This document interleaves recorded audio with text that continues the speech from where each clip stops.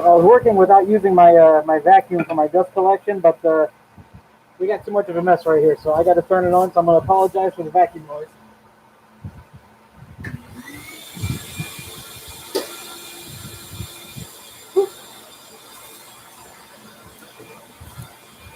My dust collector right here off camera.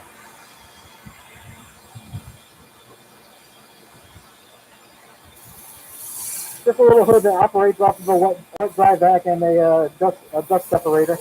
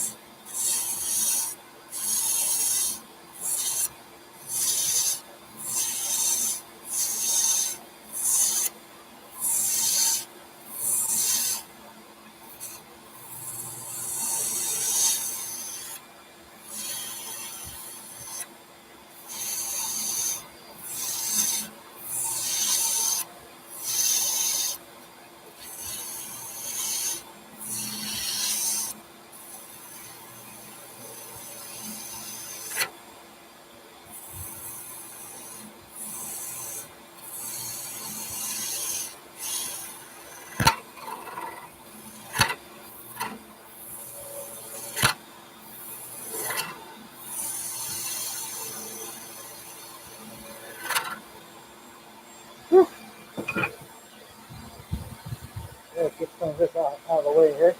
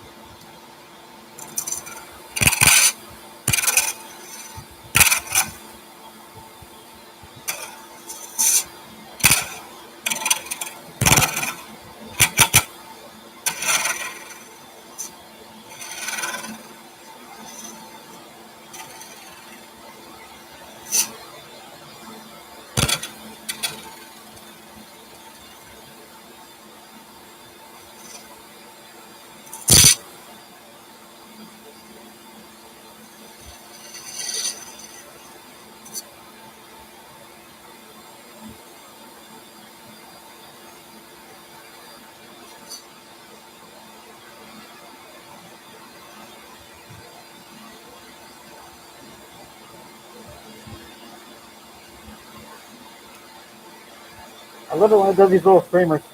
It's very satisfying for some reason. Very messy.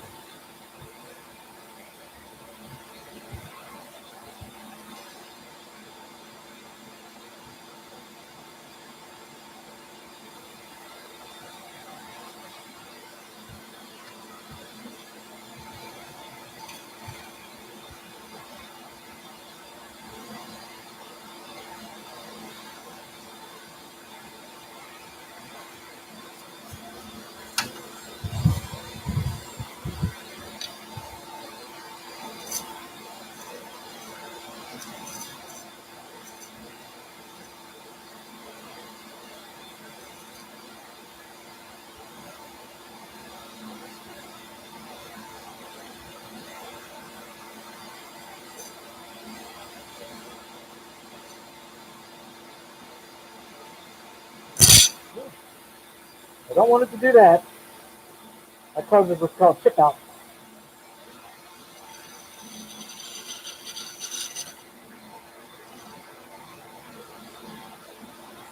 You go slow, not a lot of pressure, and it won't do it. And you get those pretty little streamers. There we go. Now we're starting to take a little shape here.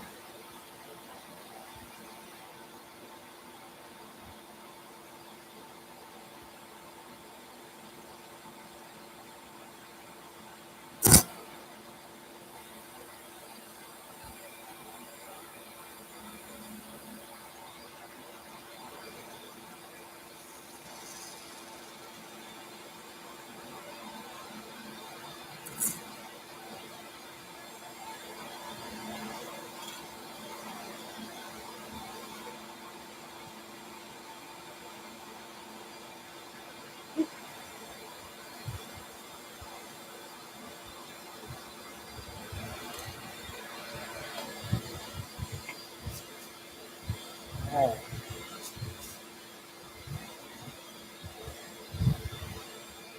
And you can see I've got resin over top of the wood. I've got to get cut down to expose the wood, and then I'm going to shape it again. So I'm going to start in the middle here, and I'm going to now work my way that way.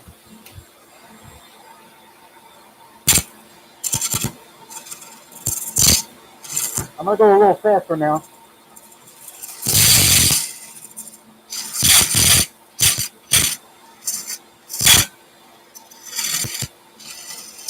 Now when you're doing it this way, you can easily make a big mess and take a big chunk out of your piece. So you got to have the right touch. You got to do it the right spot, the right time. If you don't do it right, you're going to have a big chip out. You're going to have a tool catch.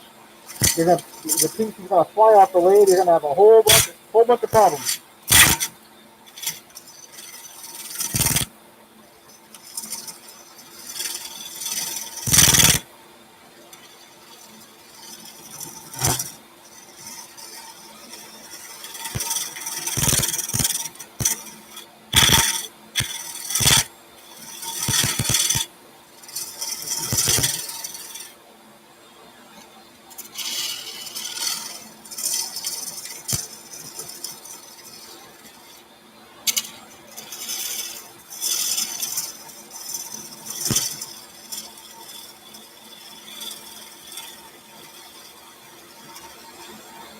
All right. Now we'll reevaluate what we're looking at here. I got all this chip out right here. I'm going to end up smoothing that out, but you see, now I still got some resin right here, so I got to keep going. So I'm now going to go back this way. And I'm going to switch up to my gouge, go a little smoother.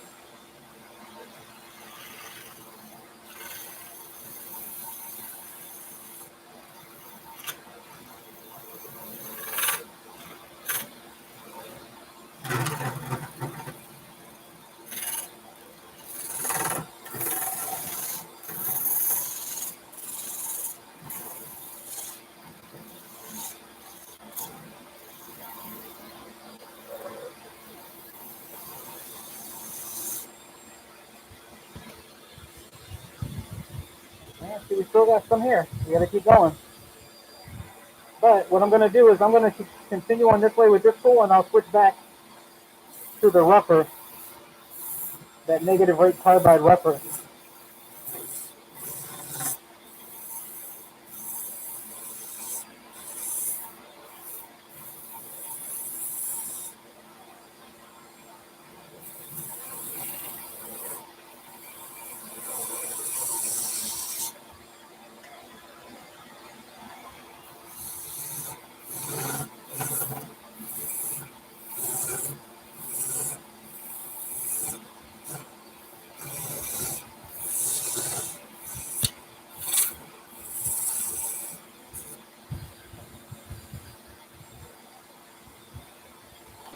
This is where we're really going to start fine-tuning the final shape of the piece. The trickiest part is right here where I'm working. This area is the most susceptible to having a tool catch, having a piece fly off, or you get some shatter, and it can cause it to come loose off the lathe, which happened to a piece for me earlier this morning. But I was able to catch it in time, and thankfully I was able to recover, reattach it, and keep sucking on, and got the piece finished without a problem. Now, the problem is that when you come loose off the lathe, you do have a risk that when you put it back on the lathe, it may not be in the same spot, and it might not be centered again. So you're going to have a piece that's off center. You're going to have to, you know, figure out where you're at, readjust it, and it's a big time waster. Now, in the middle of doing this, I like to pick up the little pointings and get them out of the way just to keep the area a little cleaner.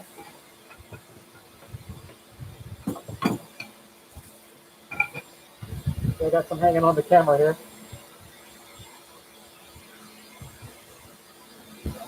All right, so we still got some right here, but now I'm going to go this way. I'm going to go back to the carbide rougher.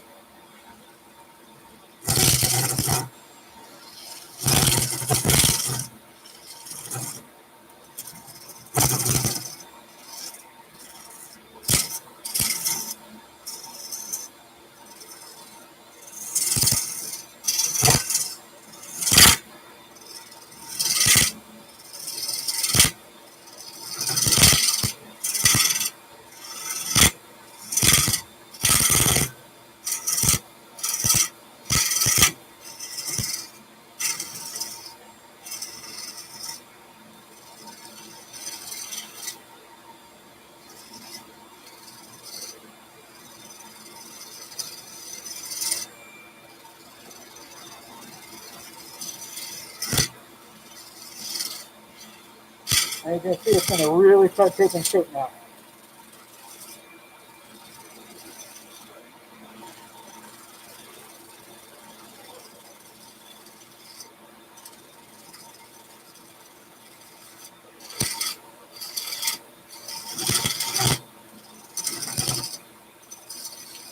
Depending on how much wood I have at the bottom left, I sometimes will save this wood, and I'll make a base out of it. So I'm going to see if I can do that. I did that today on my last piece. I had plenty of wood at the bottom left over.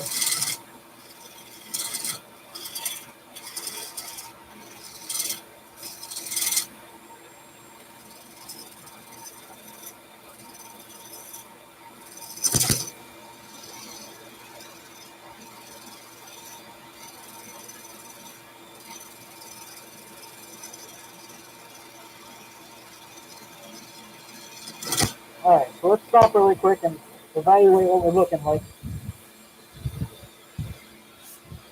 We still got this right here. Still got a little bit here that we got to get rid of. I got a couple little tips here, but we're going to go here and we're going to go in. So we'll go ahead and focus on getting rid of that. So right there is where I got to start.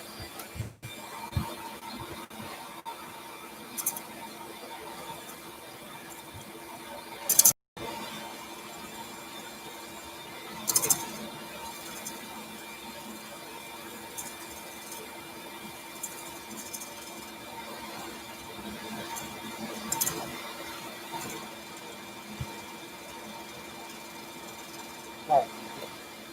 I cut down pretty far, so let's see if, no, we still got more to go. Okay, let's keep going.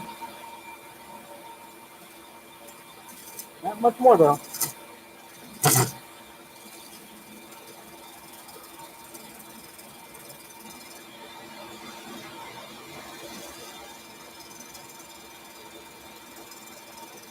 Let's take another look.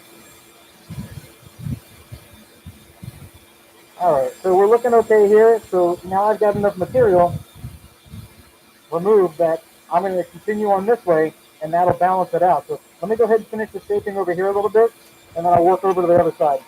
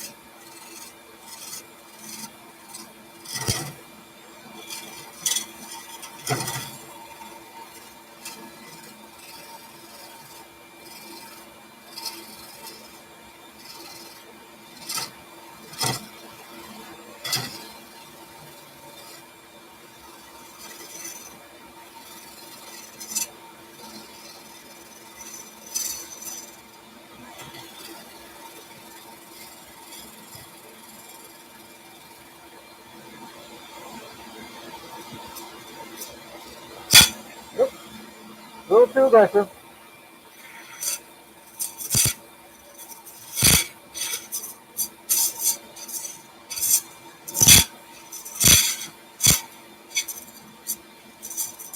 Let me get this material removed really quick, and then I'll fine tune it. So it's gonna be a little scary looking.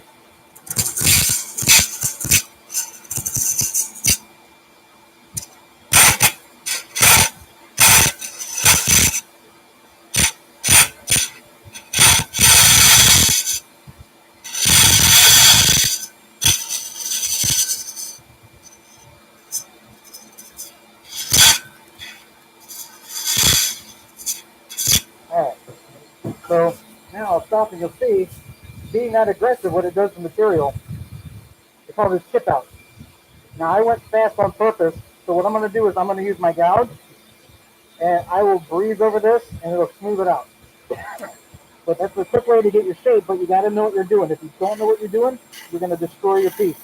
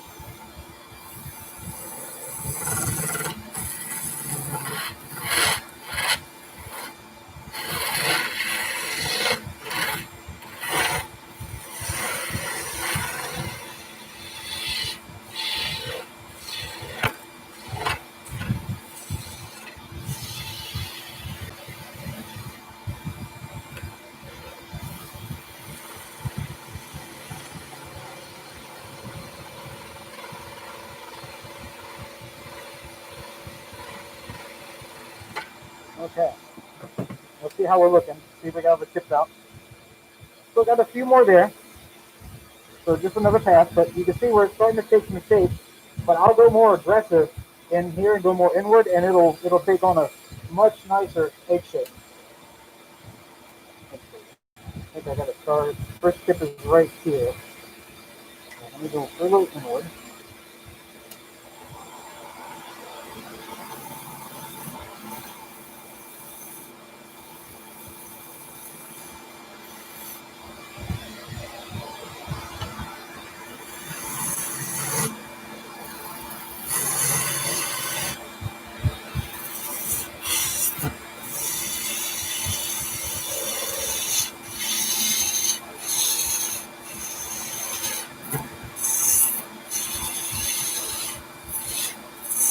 Now one of my secrets, when I get the shape that I like, to do a final smooth out, I'll use an orbital sander on this while it's on the lathe with 100-bit paper on it, just to really fine tune the shape. There's no better way to get it done. You can do it with my hand tools, but it comes out so much nicer when you do it the way that I'm going to show you that I do. And I don't think I've done that on camera before, so you're going to see one of my secrets. You see, all the chips are, there's one right there, but that might stand out. So, let me go ahead and get this shape down.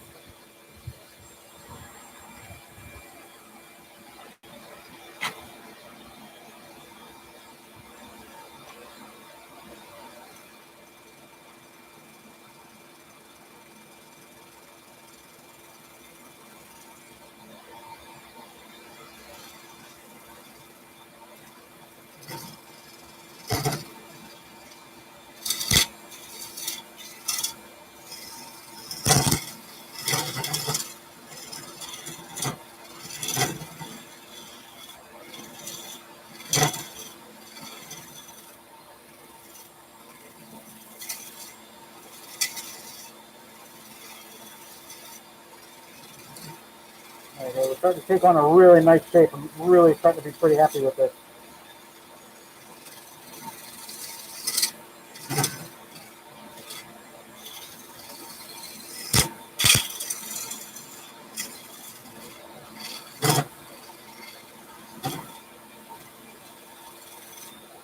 Okay, now I'm going to switch to a square tip carbide tool.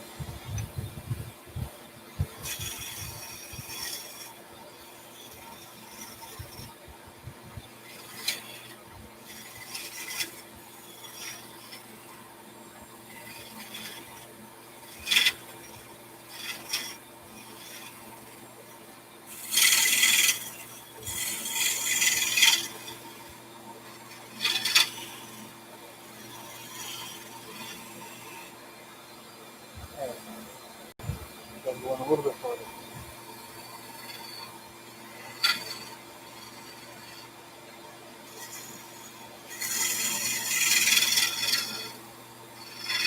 There we go. Alright, so I'm getting pretty happy with this shape. So what I got to do now is I got to get the tailstock off of the piece so I can get to the front part of it, get some shaping done there. Alright. Get some of the shavings picked up here and throw them in a dust hood like confetti. Alright.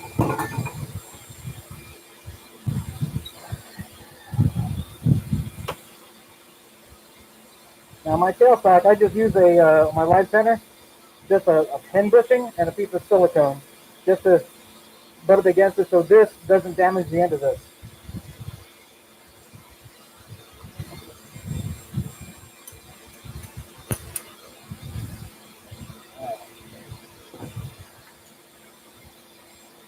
I always hate this part. This is a very quick way to make the piece fly off the lathe. You got to be really careful, really smooth, very light input, not a lot of pressure. Let the tool do the work.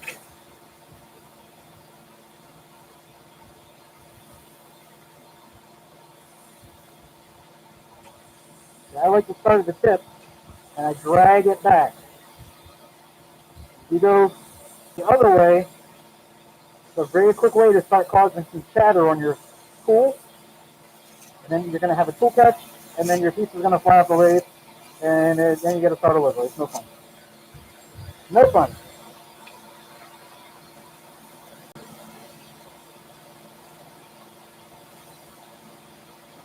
And now you're going nice and smooth. You get these streamers.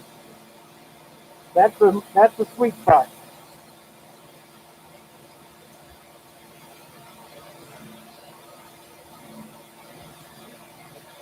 And this part's so satisfying to watch. Oh, some streamers flying around here.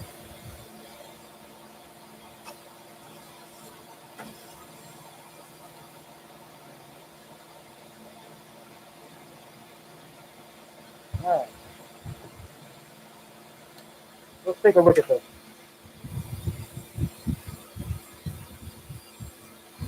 So we're not looking bad. So I think what I'm going to do is take my my skew chisel and do a pass around it with the skew chisel.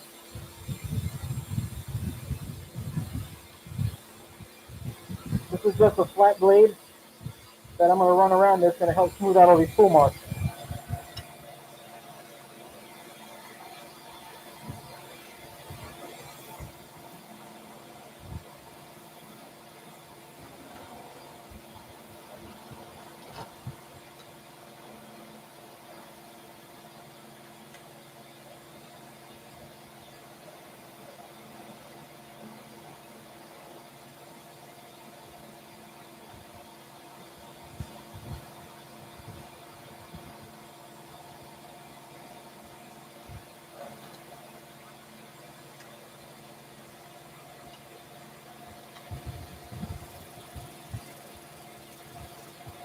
It can also help you fine tune your shape a little bit if you're struggling.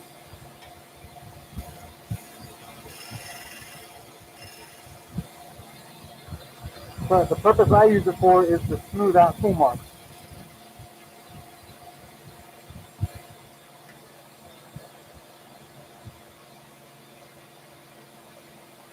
Now, every edge shape I do, it ends up being different. I really should make a template. But it, each piece kind of cuts differently. It kind of comes into its own when you're shaping it. Depends on where the figure is, what the features are inside. Like on this, I got a frog that's over here, it's close to the edge, so I can't narrow it down too far. And his arm is up holding I believe he's holding a cup, so I can't cut down much more narrow. So it kind of fell into this shape. So, and this has some unique features of the way that this is like a front-facing open surface. So this is going to have a lot of character when it's done. So, all right, get rid of some of these.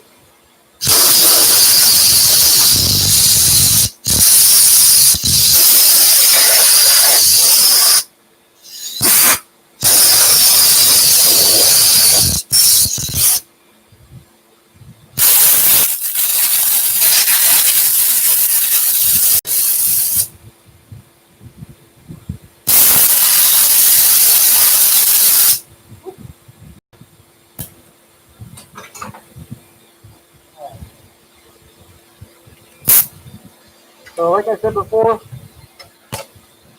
orbital sander, underdick this.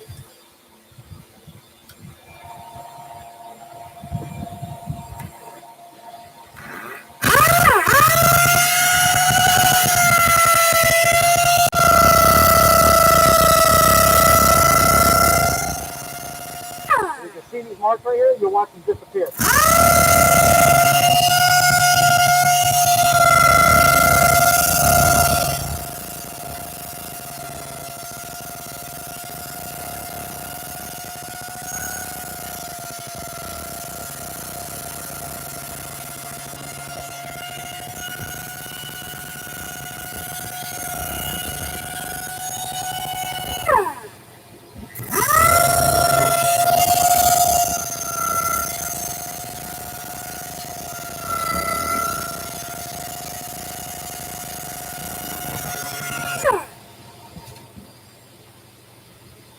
All right. So remember I said I had a little chip over here somewhere? That's completely gone. So at this stage right here, I'll just give it a once over. You know, I do have some tool marks right here. Um, so now it's a little bit of a oddball angle. So I'm gonna have my hand in front of the camera for a second.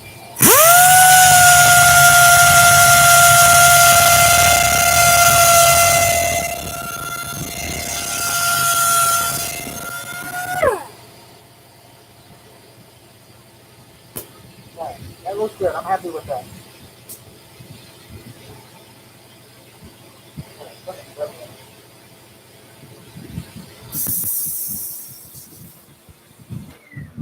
All right. So I might sound a little muffled because I'm wearing a dust mask and I got a face shield on. So, you know, all these little things are flying off of this piece, and you don't want any of this going in your lungs. It's sawdust, it's resin dust, if you want to call it resin dust, shaving. all those things can get in your lungs and cause all kinds of problems. So you want to be safe. People have gotten on my case about wearing gloves while I'm doing this, because it can get caught and cause an injury. But when you're using these tools on this material, these tools get hot. They get hot, and apparently I'm a big sensitive guy, so I have to protect my hands. So I take my chances, but I take my time, and I'm making sure that I'm being as safe as humanly possible when I'm doing this work. So now that we've got this done, let me put the tools away, keep them out of the way.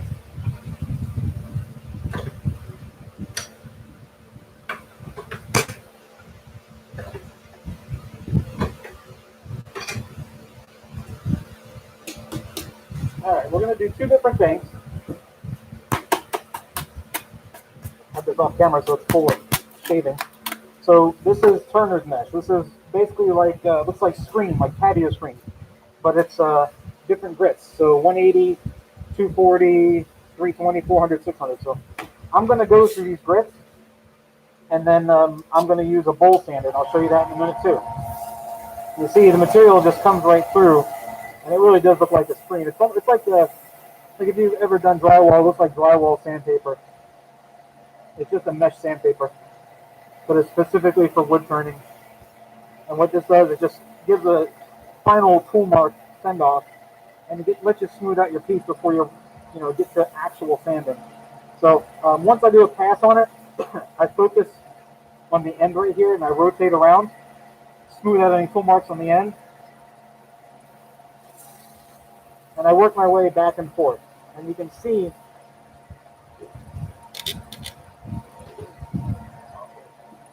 I'll show you. You can see how it changes in appearance when you go. You see.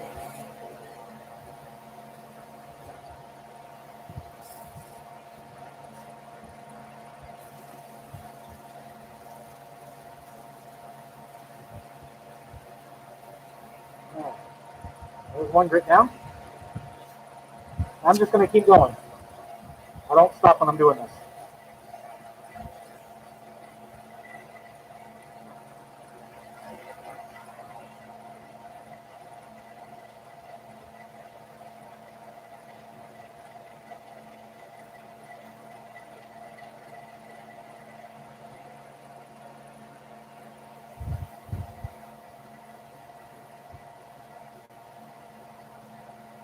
Now, if you don't do something like this when you're making something on the lathe, on the very end, if you don't do this, you're going to end up with a bunch of circles.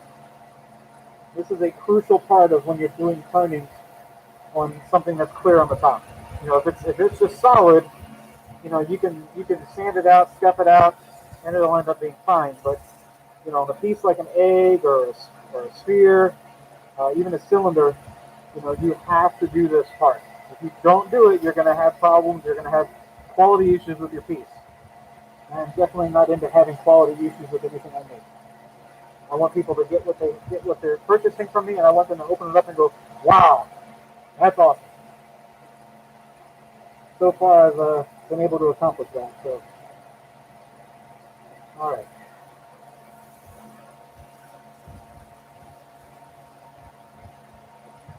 Second grit down. Now we're on 320 grit.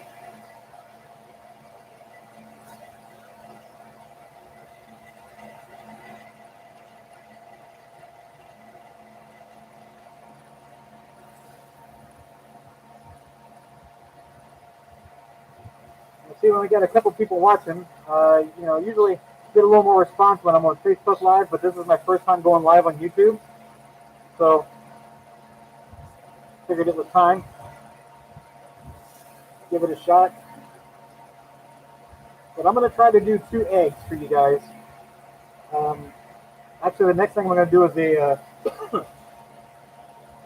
I'm going to do a cylinder shape. This is a Yoda figure, a Disney Infinity Yoda. That I'm going to make a cylinder out of it, and then it's going to go on Etsy. So I got a bunch of these Disney Infinity figures that I'm repurposing. We got Mickey, Minnie, and all the Disney characters, even like Frozen, like Olaf and stuff. So not just doing Star Wars, doing a little bit of everything. All right, here's 400.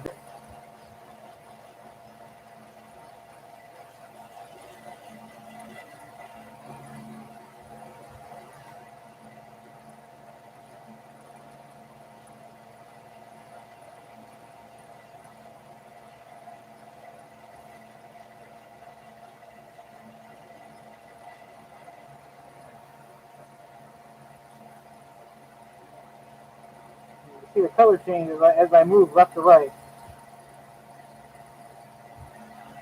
Okay. The last grit is 600 grit.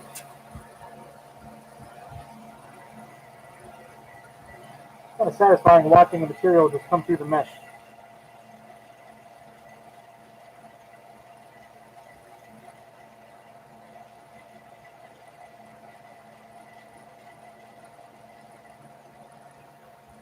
There's many stages to sanding this stuff.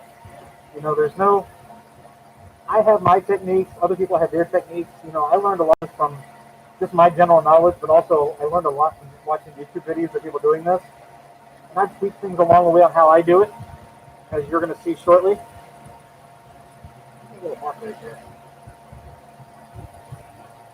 There you go. All right, all the grits are down. So I like to give a little spray of denatured alcohol, just to clean up any residue from the dust from the sanding on the surface, because those little contaminants can actually cause you problems. So now we're going to use a bowl sander. What this is, it's just a rotating disc on a handle, and it spins. This is 240 grit, and it grabs onto the piece, and the piece spins it while it's on the lathe. It's used primarily for bowls, but it works really good on these eggs. What it does, it gets rid of any of the vertical sanding marks because it's rotating around.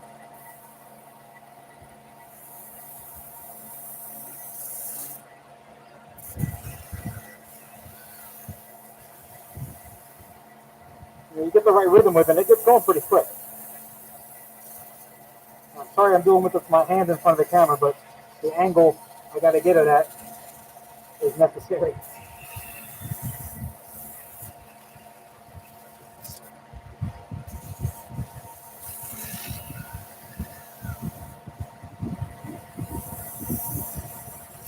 Again, this is 240 grit. So once we're done with this, now watch how smooth this is now. Look at that. I see just a couple of pool marks. Very, very, very light. So the next grit we're going to go to, we'll take that out. We're going to do that by hand. Denatured alcohol, get rid of any of the dust. And I'm going to take just a second here, and I'm going to just do a quick post on my Facebook page.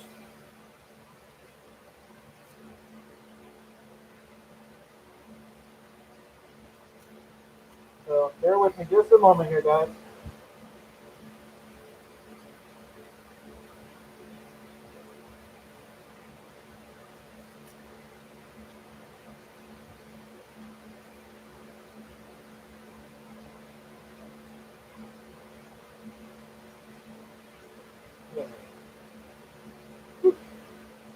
I got a fan on behind me. It's pretty hot out in my garage.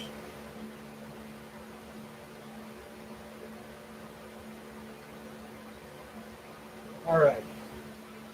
I'm doing this with a face mask and gloves.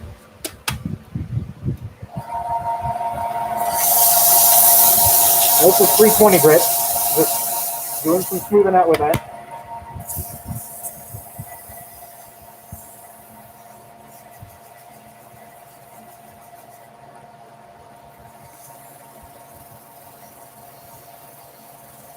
Now this is the part where, once you start getting to this point, I'm going to go to 400 grit and I'm going to start wet sanding. Wet sanding is where the piece starts to really come alive.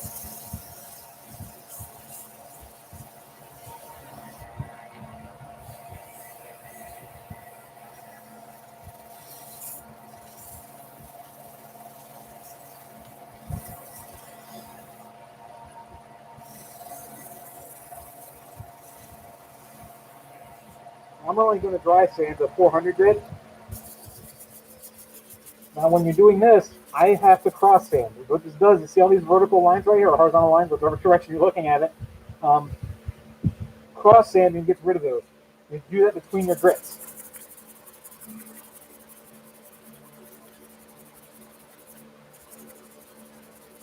If you don't do it, then you're going to have lines on your piece, and it just takes away from the overall appearance of it.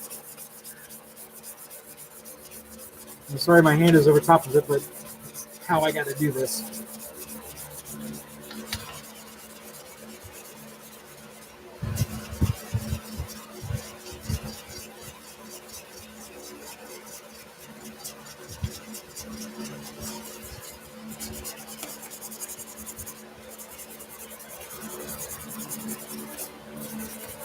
When I'm doing this also, I take a second, I look at the piece, and make sure I don't see any underlying marks, because when you do this, that's all you want to see are the marks that you're making now. That's all you want to see. You don't want to see marks from the previous grits.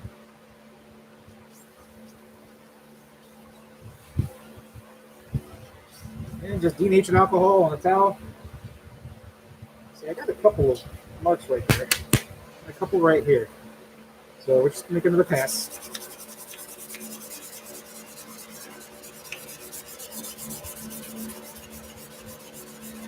Getting this now will give you a much better quality finish. So you take the time, you take the steps, and you get it done now. Okay. I think we're good now. Now this, on the inner part of this wood, I painted it black, and I gave it a coating that has many different, actually 3 different kind of color shifting pigments, which should give a pretty neat appearance when it's done. So this is 400 grit. Now after this, we're going to switch to wet sanding.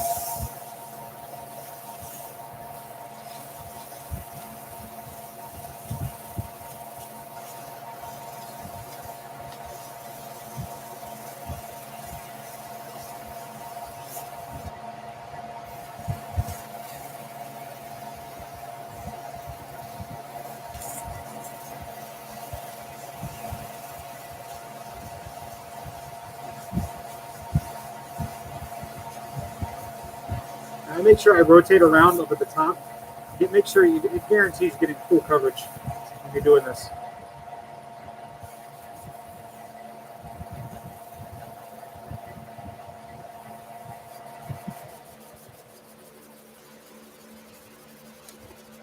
Again, we're going to cross sand. Get rid of the sanding marks. They're going to be much harsher when you're going this way on the lathe than when you're going this way. So you're just basically cross sanding and getting rid of the marks and getting ready for the next grit, which unfortunately with this, the next grit is going to be 400 because we're switching from dry sanding to wet sanding. A crucial step. I've always said this before, you don't cut corners when you're wet sanding a piece. When you're dry sanding and wet sanding, you do not cut your corners. That's how you don't get a quality finish. It's the same principle when you're doing a paint job on a car. It's all prep work. There's a difference between a custom paint job and something you get done at Mako. Other than the fact that Mako paints over door handles. All right, so we're done with 400 grit dry. Spray it off again. We get rid of all the dust residue from the sanding. Wipe it off. And now we're ready to start wet sanding. So for that, my gloves come off. Now these gloves are they're woodworking safety gloves. They have like a nitrile rubber grip area, and they've been my line of defense. I've flattened a few fingertips on my disc sander, and I started wearing these, and they've saved my fingers. So say what you want. Thank you. Thank you, gloves. So, again, I'm going to start sanding, wet sanding. I don't want any debris anywhere near this. So I'm going to use my blowgun. I'm going to blow the dust out of here.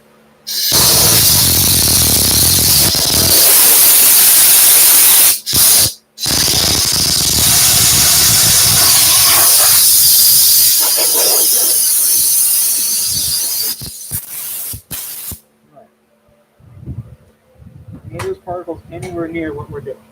So I'm going to take my mask off because I'm not going to need it for wet sanding.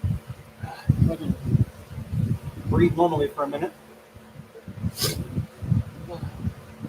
So welcome everybody that just arrived, and thank you for people who are still watching. Let's get the water. Now wet sanding, I'm going to go from 400 grit all the way to 5,000, and then we're going to start polishing. So let me get a little towel.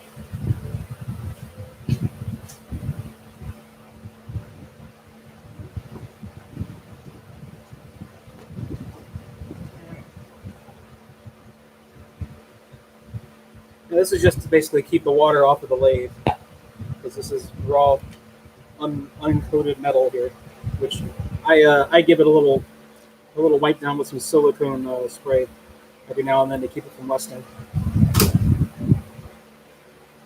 All right.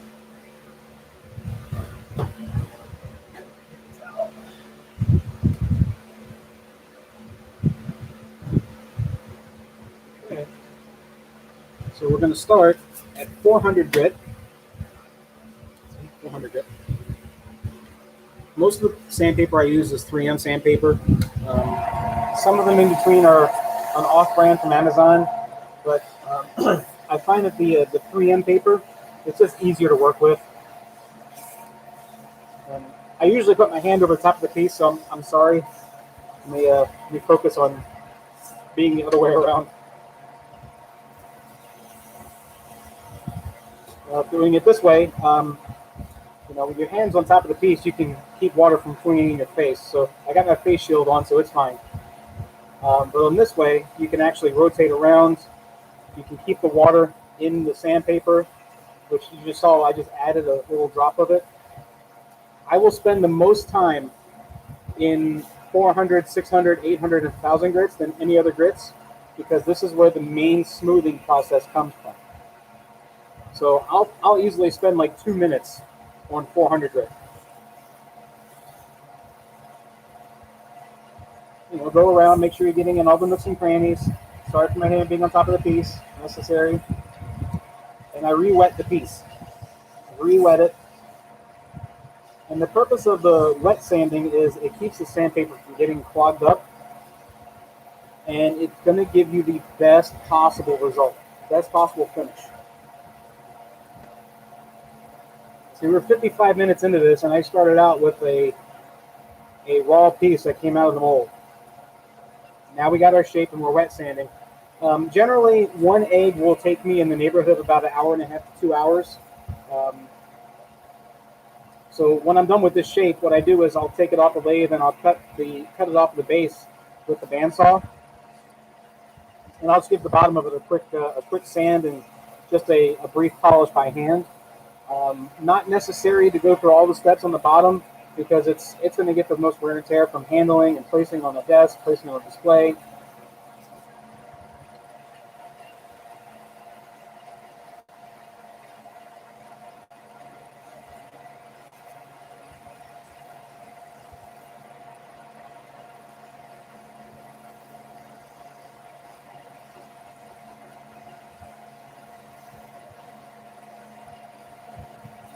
This Yoda cylinder I'm going to do next is that one should go pretty quick, because I don't have to remove all the material from right here. I'm just going straight across, leveling it out, and I'm going to start sanding it. So I would suspect that maybe 15 minutes of actual turning on the lathe before I start sanding, whereas these I easily spend 30 to 45 minutes or more doing that for these eggs.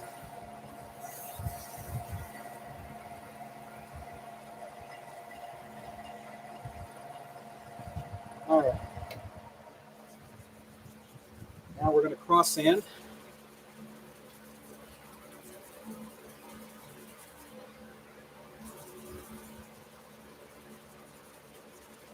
Switch to the other side here.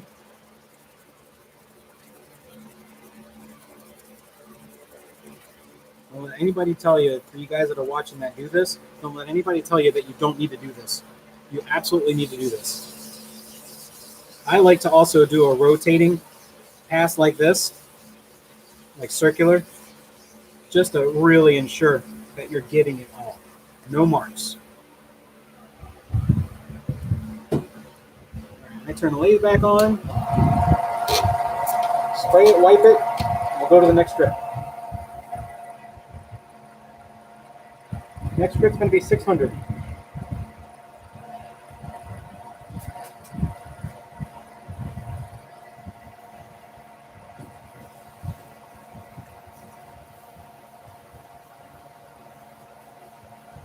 Like I said before, 400, 600, 800,000, I'll spend the most amount of time on each grit than I do on the others. There's no science behind this. I mean, I'm just making sure I'm putting even pressure and I'm rotating around a little bit. But you want to make sure you're getting maximum coverage. And you want to feel if there's any spots of it getting hot where you might need to make sure that you re-wet it. In general, you can see the water staying right here on the sandpaper. You can see the water right here. So it's keeping the sandpaper lubricated and from clogging up.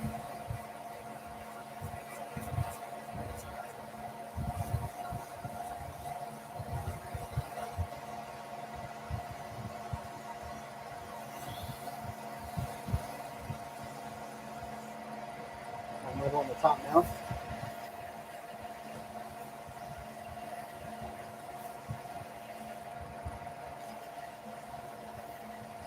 Basically encapsulating the whole thing with my palm of my hands. And once we get past 1,000 grit is where it starts to get pretty cool. Because you're going to really start seeing the inner features of the piece. It's going to start clearing up. It's going to really start taking some shape. And you'll see the characters in the piece.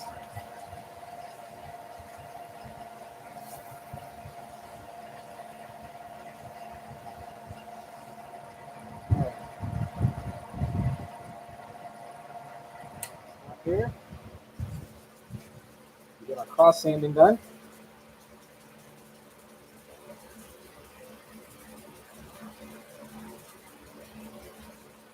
Usually I will end up making about 2 full passes doing this.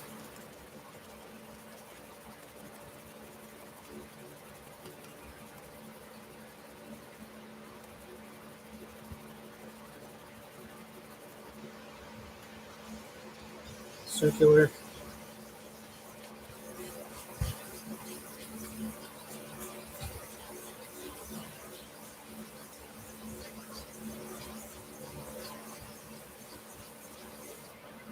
All right, he's looking pretty good. I'll spray it off there. I won't spin it around.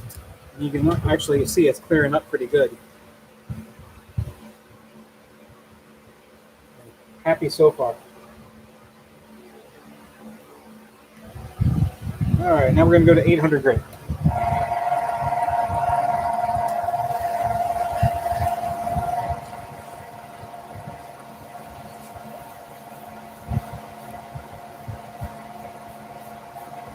Again, I like to spend about 2 minutes per grit on these, guaranteeing you the smoothest possible finish.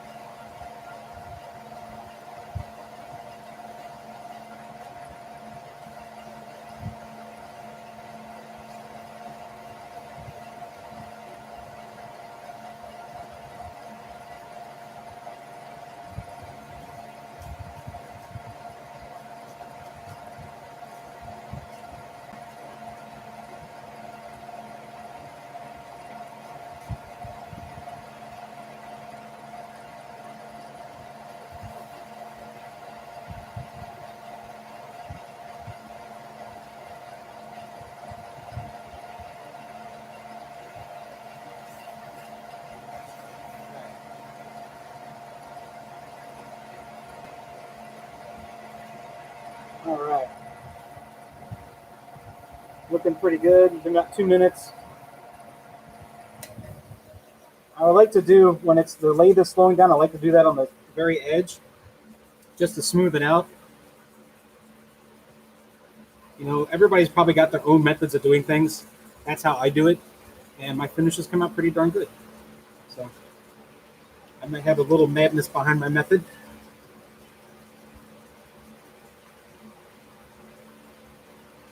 This is 800 grit sandpaper.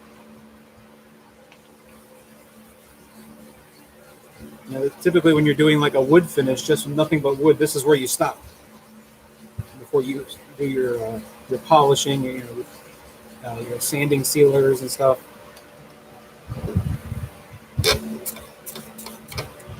All right, this is starting to look pretty good.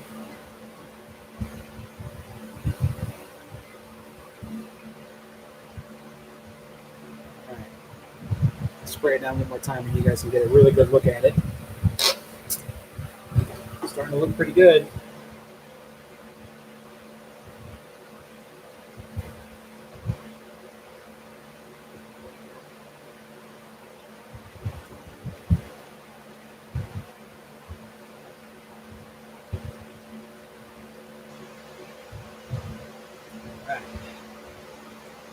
So now we're going to go to 1000 grit sandpaper. Dry off residue.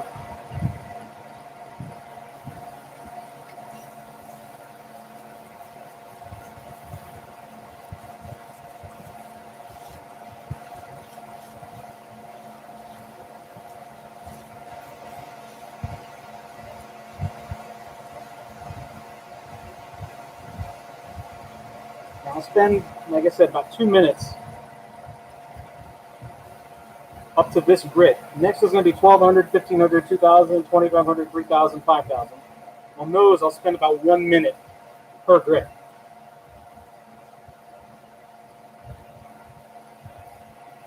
So I'll get this done and I'll polish it on the lathe. Then I'll move on to the next piece. I won't go off camera and use my bandsaw to get it off the base on camera. I'll do that later because I want to move on to the next piece for you because that's going to end up being a different style of piece. So show you a little bit of variety.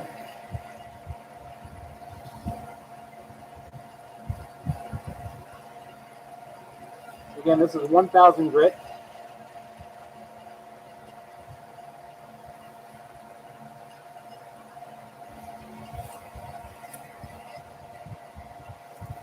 Another 30 seconds here.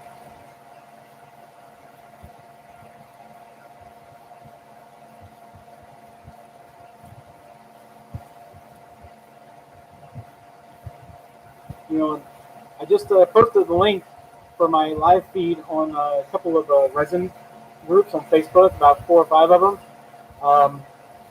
You know, a lot of people ask, you know, how do you polish your resin? How do you get a glass-like finish? This is how you do it. There's no magic chemical to make it happen. You need to do the sanding and then the polishing.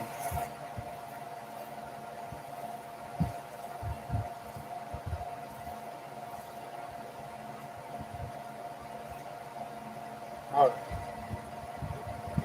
right. Again, I got to do my cross sanding.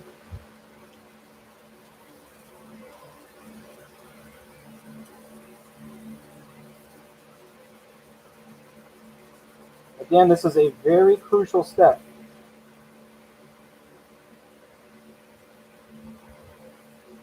Getting rid of the vertical sanding marks from the grit that you're on. Then I'd like to do a circular motion afterwards. Final send off, if you will. All right. Spray it off. Now I've seen some people wet sand to 1500 grit and then go on to polishing from there with Yorkshire grit. You can do that, but it's not going to have the clarity like if you do what I'm doing. So 1200 grit sandpaper now. Now I won't spend a lot of time on 1200 grit because it's like an in-between. I don't, you know, I don't skip it. You could, but I don't skip it. But I only spend about 30 seconds on this grit before I move on to 1500. so I don't spend a lot of time on it.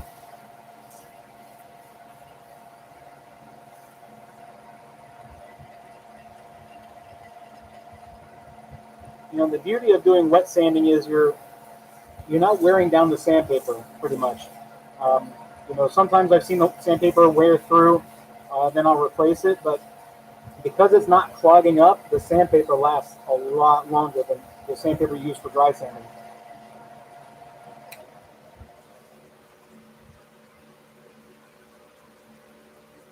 Not going to forget to cross sand. Again, it's important.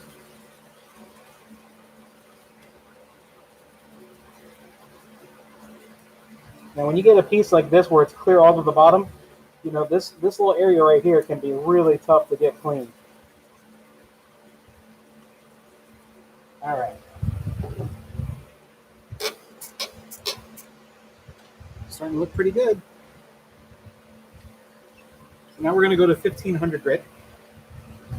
And once you get past 1500, you're not sanding anymore, you're polishing. I'm only going to spend like a minute on each grit now. You know, I'll rotate around, make sure it stays wet. Make sure you get full coverage all the way around.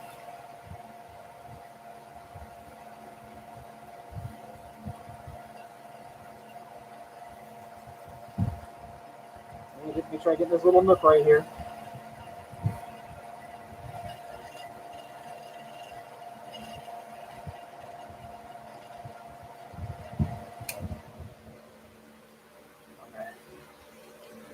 Forget your cross sanding. I'm going to say it every single time.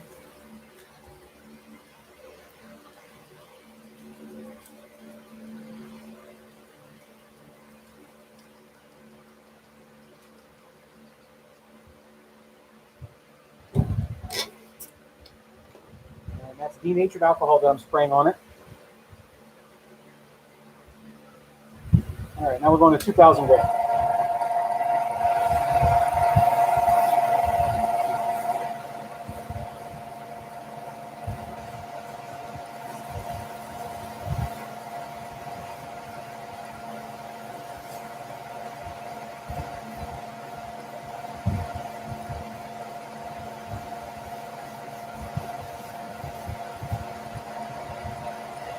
Sometimes if I have enough wood on the base right here, the bottom, I'll make a base out of it.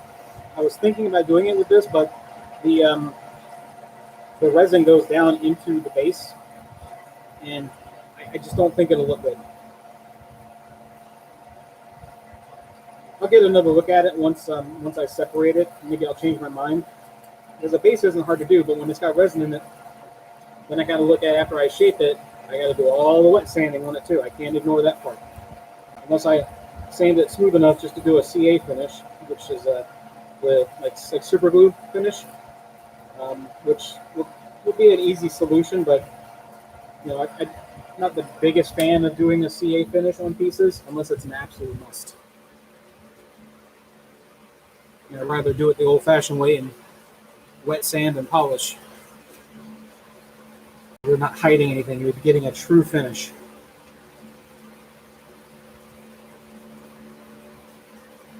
You know, that way, if anything happens to it, it can just be wet sanded and polished in the future. Which I got a piece here now that a customer sent to me that somehow got scratched in shipping, so I'm going to resand that. I'm going to repolish it and ship it back out.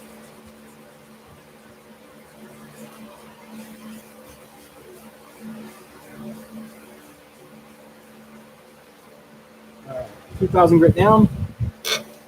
Right off.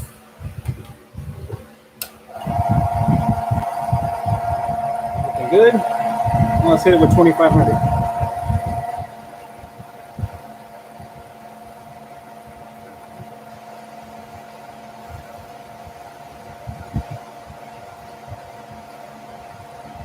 We're getting pretty close to the magical time where you start to use polishes to get that finish. And you know, I pride myself in the glass-like finish on my eggs. And this is why. This is how you do it. Don't skip your grits. do it right, and you get the right finish. I got a couple videos on my YouTube channel where I made some pieces on the lathe. Um, but I skipped a couple of little steps in my polishing process. Um, one of which is the final chemicals that I use, and my use of the orbital sander to get the final shape fine tuned.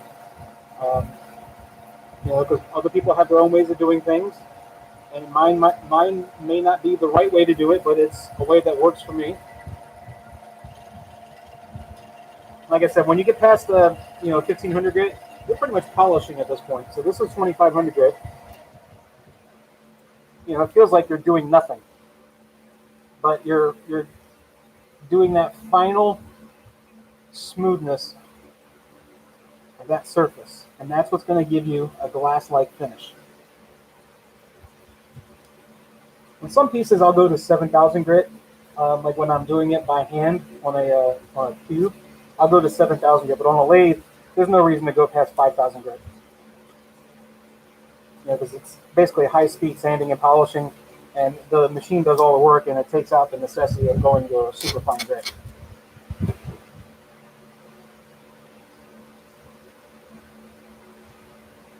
All right, 3,000 grit. So we only got this and 5,000 left, and then we're going to start polishing.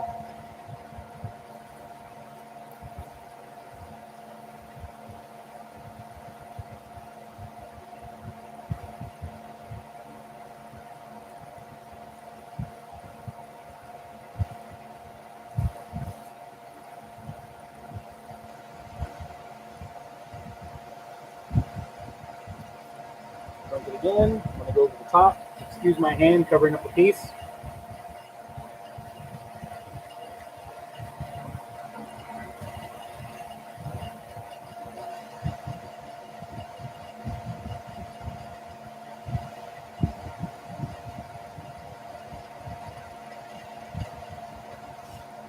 You know, 3,000 grit sandpaper, it doesn't even feel like sandpaper. It just feels like a regular sheet of paper. It's such a fine grit.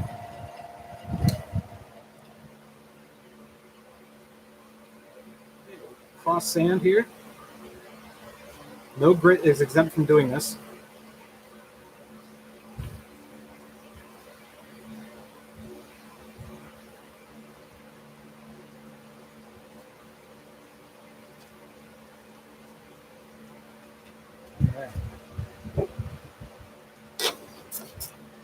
That's starting to look pretty darn good.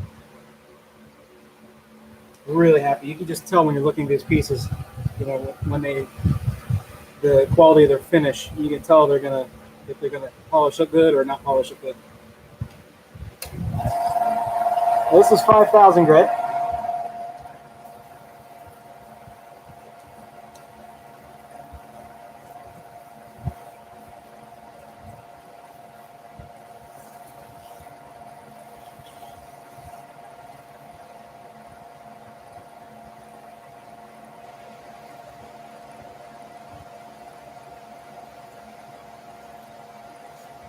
This is a chance to get rid of any of the last remaining marks.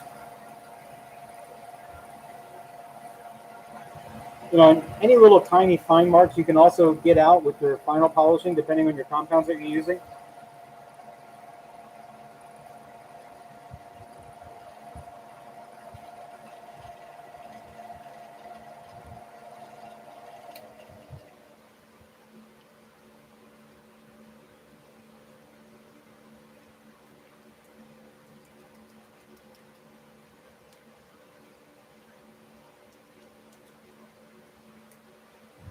That is looking pretty darn good. I think I've said that 8 times already, but I really mean it. Okay. Super clear. This one's going to look great.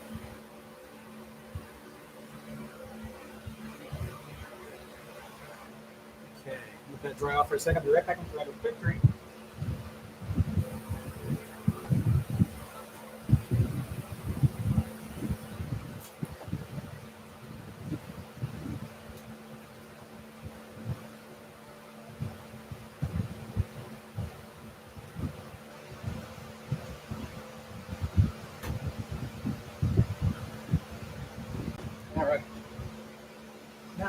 this with 3 different compounds. We're going to start off with Yorkshire grit.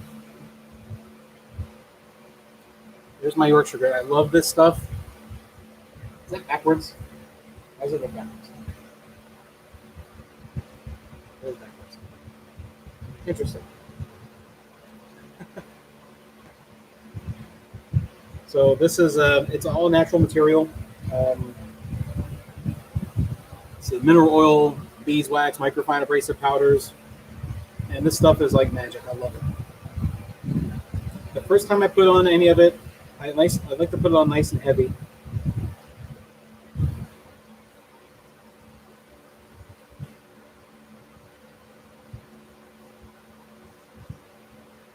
And the paper towel helps do a lot of the cutting. So, away we go.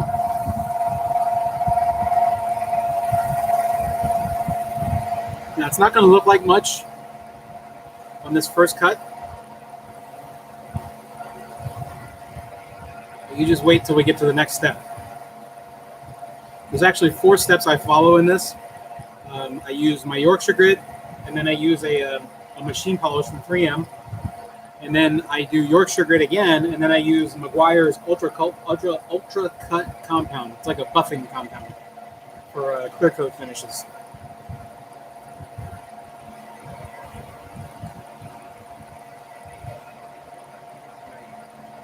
I'm going to take the rag I was just using that's soaked in alcohol, just wipe this off to get rid of any of the Yorkshire grit residue. Now, you're going to look at it, you're going to say, hey, well, it looks pretty good. And it does look pretty good, but it's going to look great once we go through the next step. And this is what I use. 3M Perfected Machine Polish. And I don't know why this is backwards, but it's 06093. That's the part number. 06093. So I just put a little dab. This stuff isn't cheap. This little bottle is like $20. Put a dab. Roll it on. Going all the way down. And this stuff, it basically tells you when it's done polishing because it'll start to turn clear. Watch this. It'll turn glossy right before your eyes. Look at that. Let's fold the rag over. How amazing is that? And it looks absolutely fantastic from that point. We're not done yet. Need a microphone or towel?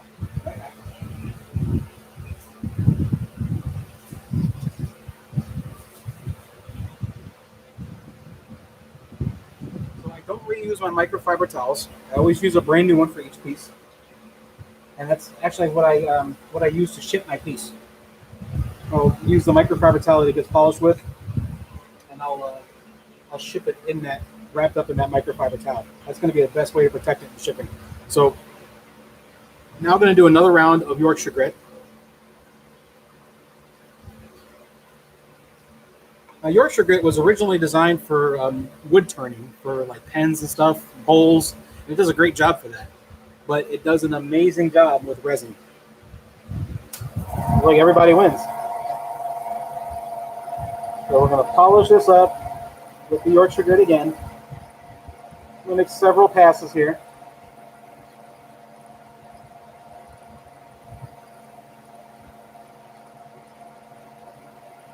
Letting the paper towel do the work. Now I'm going to take my brand new microfiber towel. I'm going to buff it with it. You don't want to put too much pressure. You don't want the piece to grab the towel and get hung up and cause you all kinds of problems. Look at that. It's like glass. Looks really, really good. I'm super happy with that. But we're not done. But wait, there's more. Now we're going to go to the Meguiar's Ultra Cut compound. Now it works in a very similar fashion to the 3M. And it's a big giant jug. I got this at local Advanced Auto Parts. Meguiar's 105 Ultra Cut compound. I've already used it once today, so I'm not going to shake it back up. I'm going to just put a nice glob of it on the paper towel here.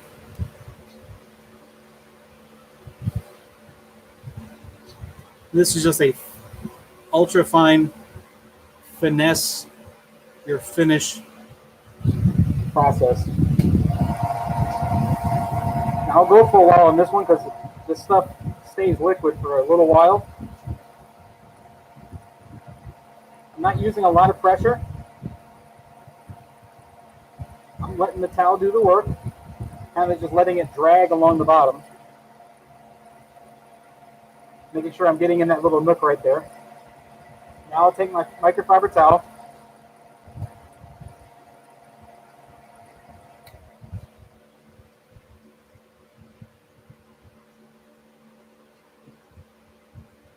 And we are done. Look at that. Wow. Sometimes I even amaze myself. It is crystal clear. Let me see if I can get the camera in a little bit closer here.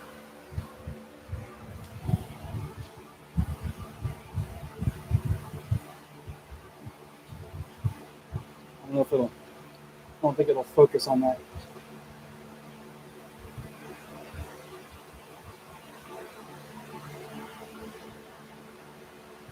So cool. I'm really happy with that.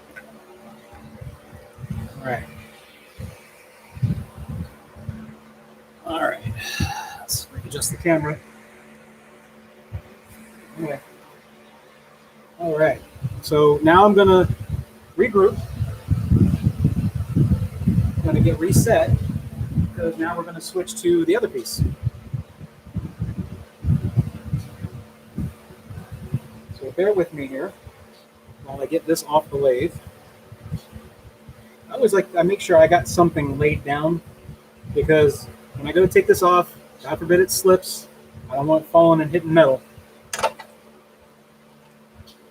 last thing you need to do is deal with having to repolish a piece. That is no bueno, no fun. There we go.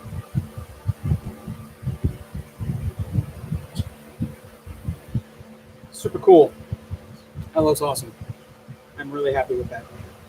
And the young lady getting it, her name is Amy. I'm sure she's going to be very happy with it too.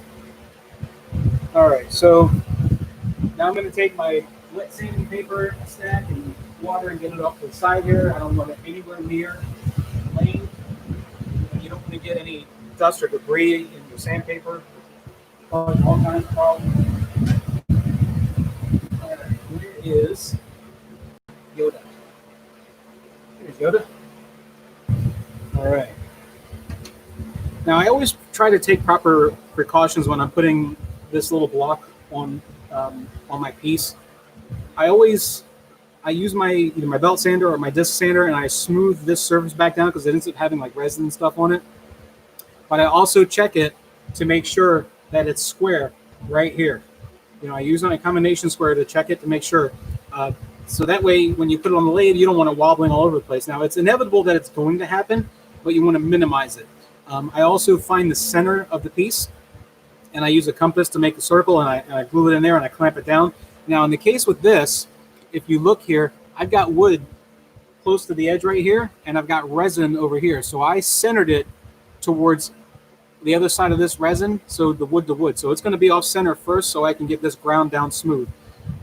If you look down the center of this, I got to be careful how far I go because of the lightsaber or how far it sticks out. So, I'm only expecting to take about maybe 1/4 of an inch, if that, 3/16 of an inch off of this total. But it's going to be a relatively quick process. Let's get this up on here.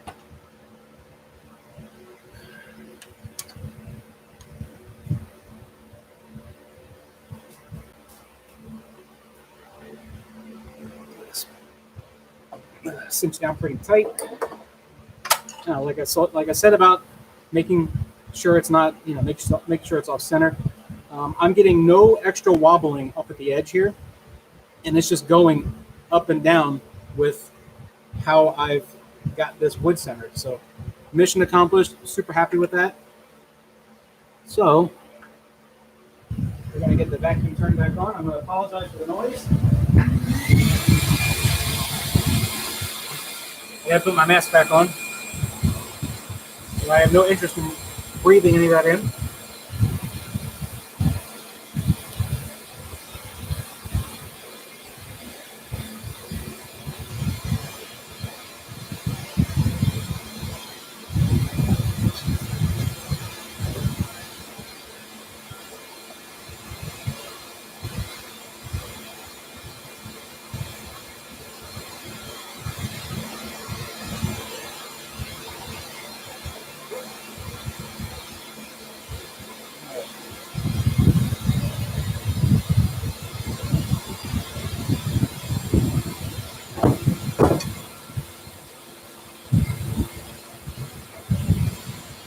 Wood.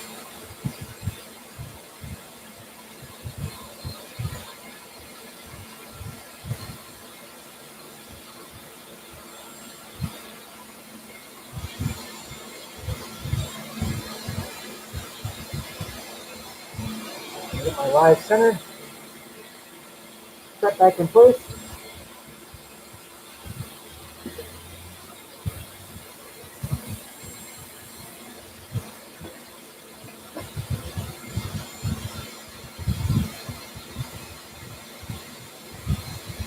Now this will just help keep it stable, even though I'm not really taking a lot of material off of this.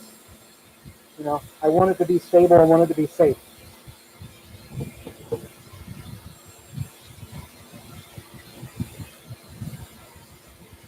Okay.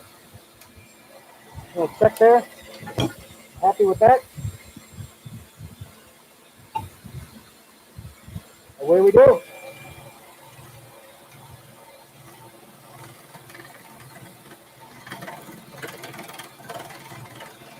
Like I said, this is not going to take very long to level this out.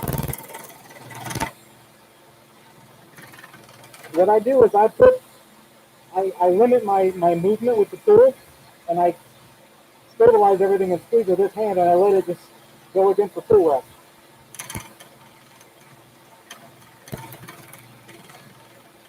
Just a little at a time.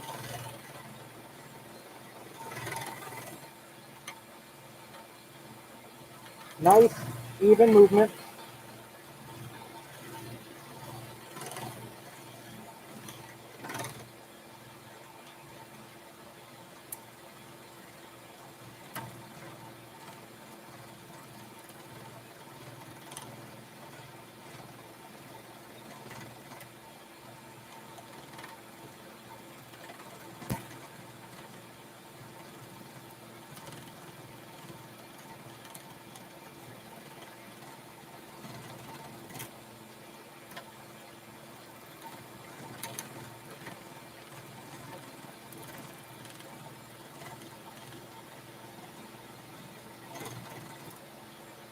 Not taking off much material at once.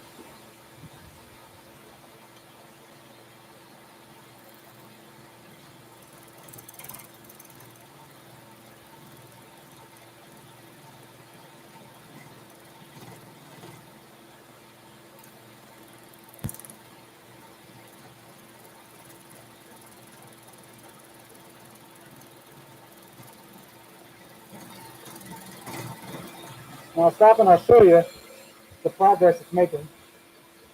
So you see here, it's grad, and here it hasn't yet. This is where there's almost no resin on the top right here, and over here is where it's the thickest.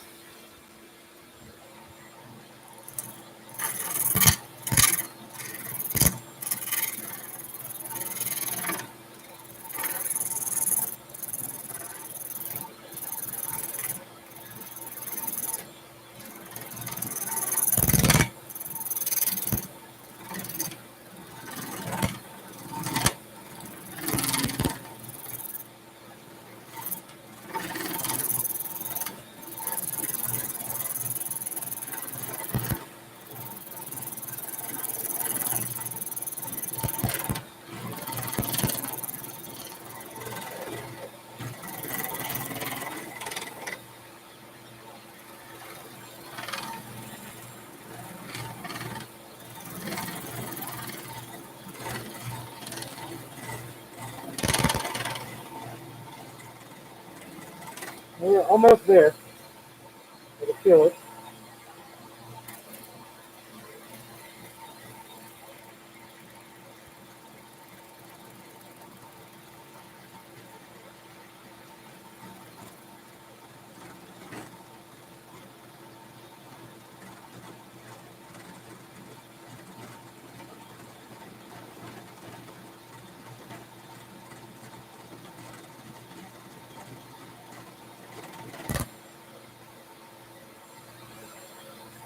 Making a nice little mess.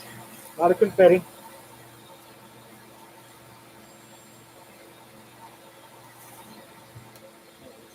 Stop this for a second. We're getting there. We're almost there. Nice and even so far. So once I get it evened out, then I want to get the wood exposed.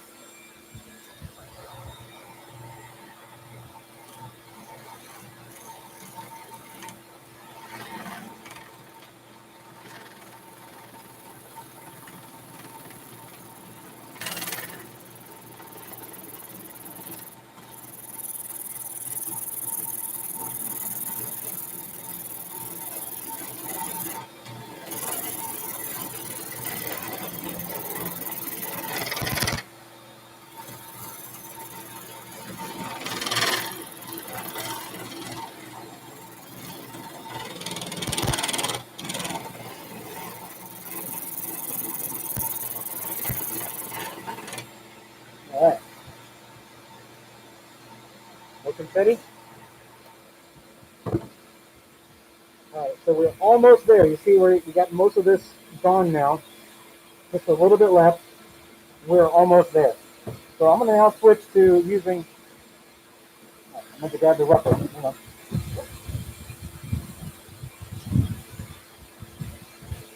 My favorite tool, my CI3 rougher.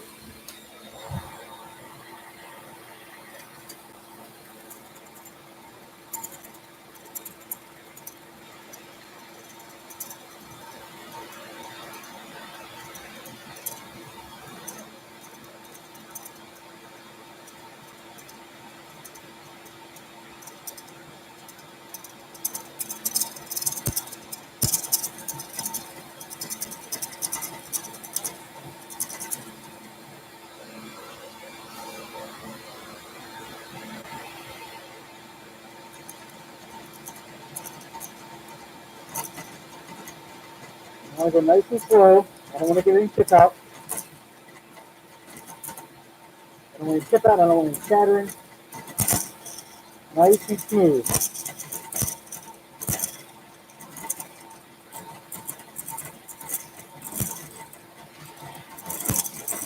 Almost the end, baby. There we go. Look at all that.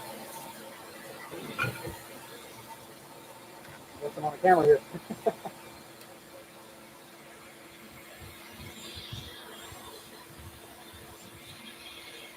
There we go. All right, so we still got a little bit of resin on top of the wood, so I'll make another cast. Now I'm going to use my the square tip. They call this a finisher.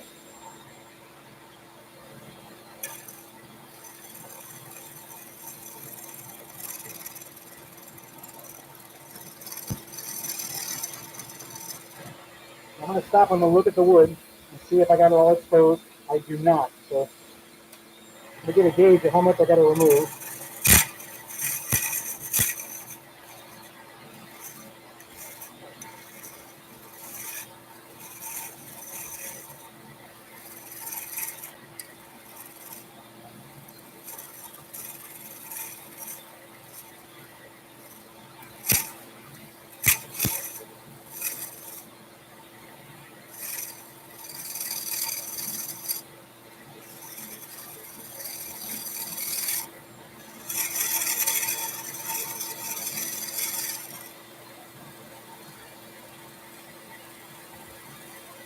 All right, let's see where we are now.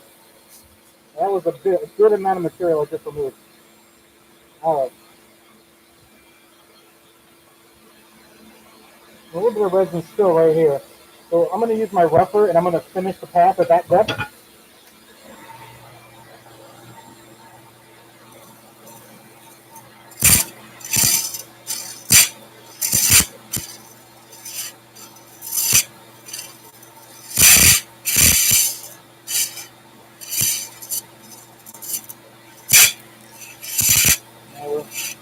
getting some chips out here, but it's okay because the depth I'm going, I'll just smooth it out.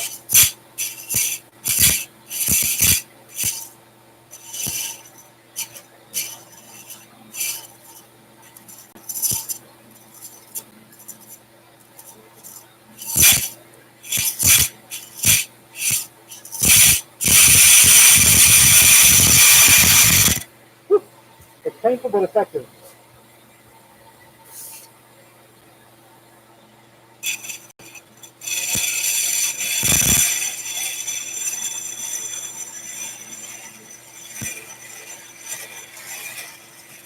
All right. Now it's going to look worse than it actually is when I stop this. So I think what I'm going to do now is I'm going to go ahead and make a pass with my my orbital sander. That will also level this back out and give me a really good idea of how much further I got to go with cutting.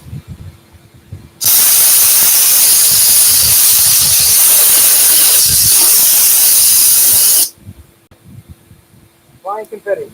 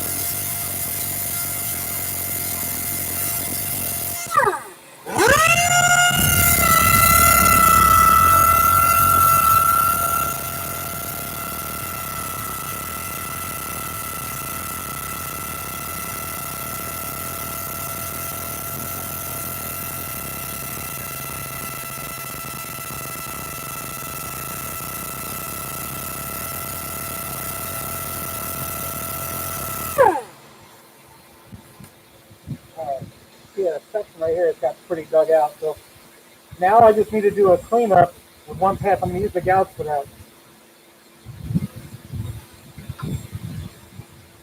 I'm going to use my bull gouge for that.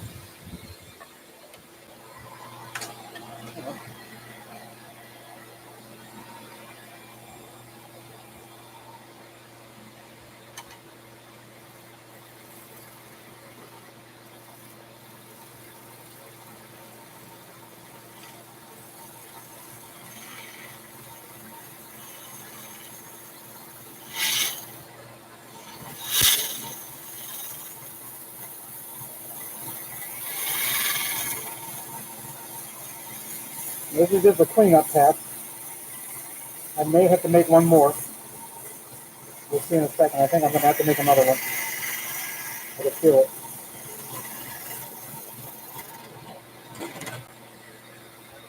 They feel pretty good, but I'm pretty sure I'm going to have some marks right here. So, yeah, and I do. So we'll just make another pass.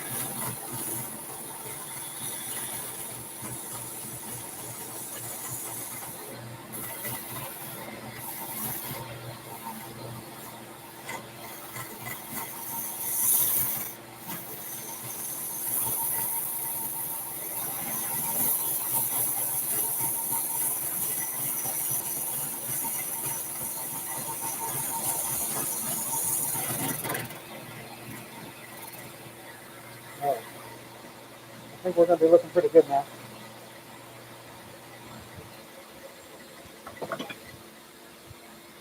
Yep, looks really good. So what I'm going to do now is I'm going to do the pass again with the sander. And that's going to give me a final level out right here. Then I'm going to back away the tailstock, and I'm going to level this out because if you look, it's a little off, wobbly. So I will flatten that out, make it nice and level.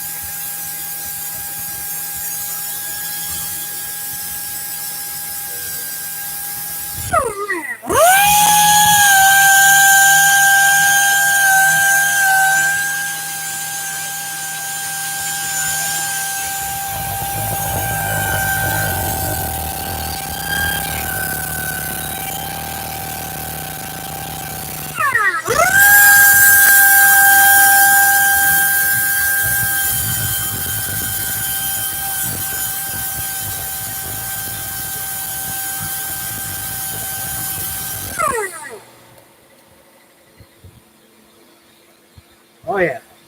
Now that is a great base that's going to lead to a really nice finish. That's perfect. Perfectly flat right here. So now we're going to take the tailstock away and we're going to clean that up.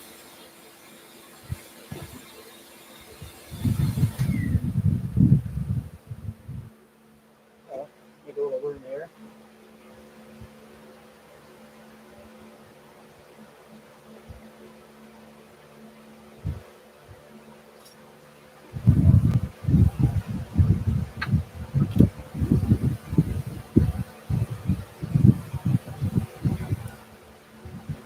Lose my bushing.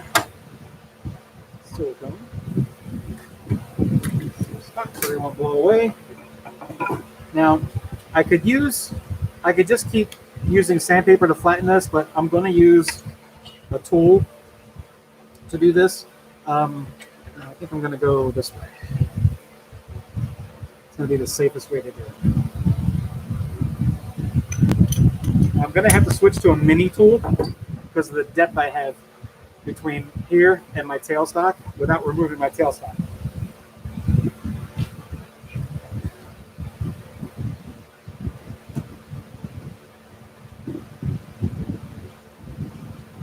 My mini tools are the exact same as the other ones.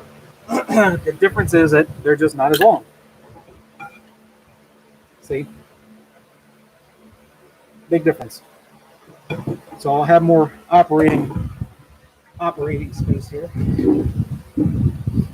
So what I'll do is I'll start at the center and work my way out. I also need to make sure I am perpendicular. Because if I go cockeyed, then the piece is going to end up looking domed. Now I got to go slow. I don't want to catch.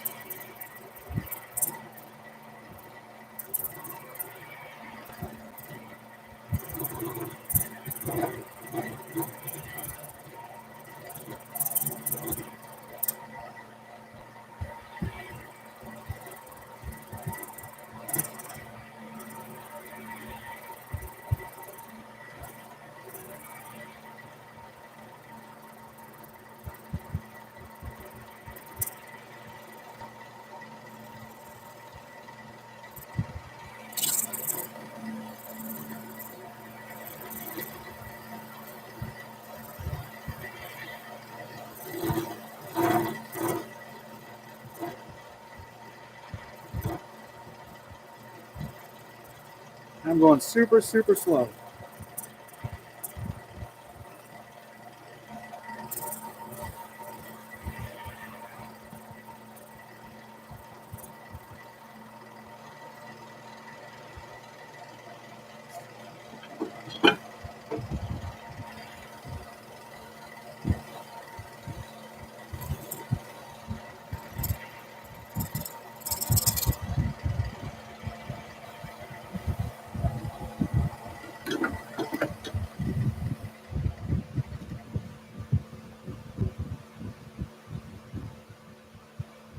Actually looking relatively even. A little high in the center. A little high spot right there. It's really, really hard to work this because I don't have full length right here, so I have to go at an angle. So I got to use the mini rougher still.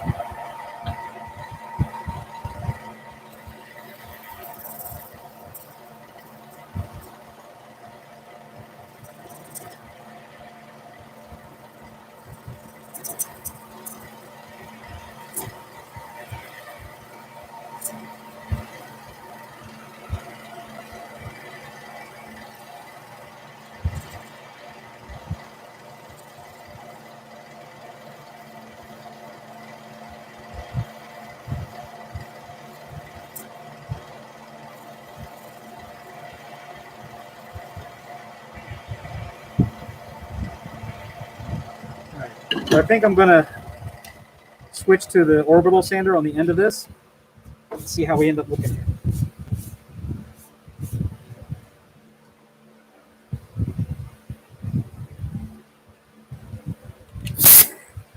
Let's see if we can move the camera a little bit. You guys have a better look. There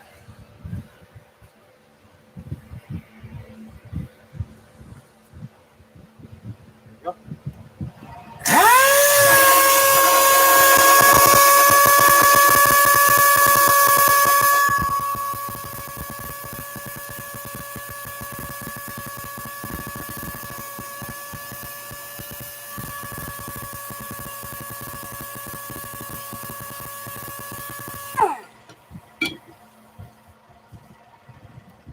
Wow. That looks really good. I am really, really happy with that. Great. So now we're ready to start sanding. So let me put my tools away, and then we're going to get all this debris out of here.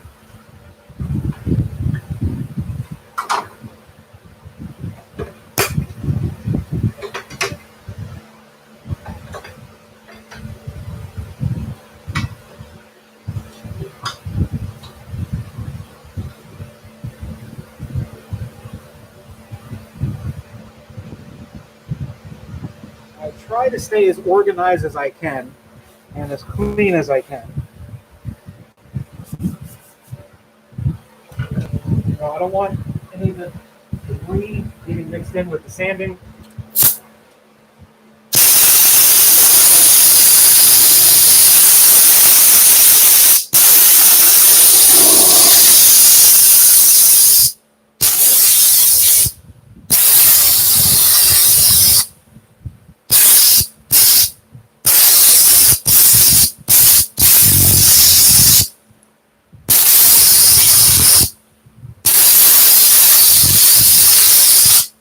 Right now, it's all over my clothes. It's kind of hard to avoid that, but I'm fortunate that I have a compressor in my workspace, so I can use the air gun to my advantage for that. So we've already used 100 grit on the sandpaper. So what I'm going to do now is I'm going to go ahead and I'm going to use the turning paper, the mesh, which is full of streamers. Not anymore. So we'll go ahead and use this, and then we'll use the bowl sander again.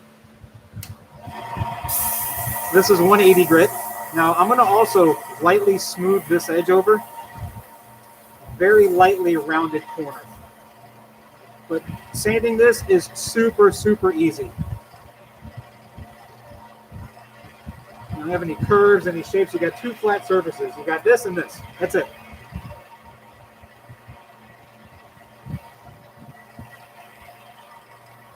You know, it's just probably the easiest thing in the world to sand.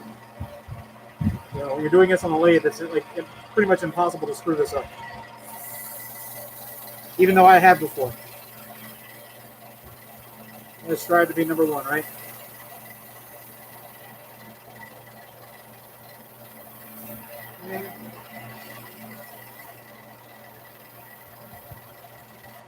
All right, 1 grit down. 240 grit.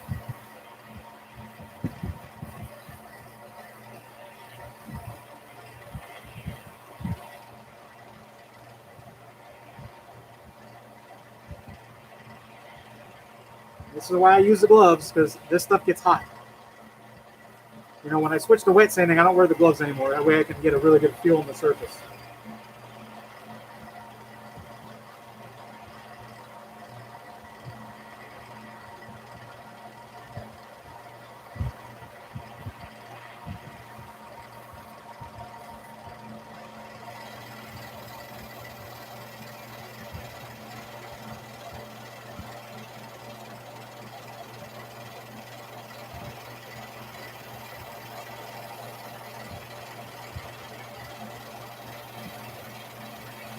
Second grit down, 320 grit.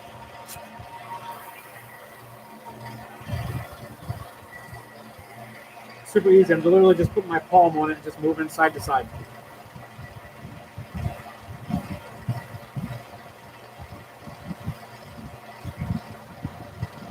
You know, this is the area you really got to make sure you're nice and smooth, because you can get a lot of circles on the top of this piece. I don't want that.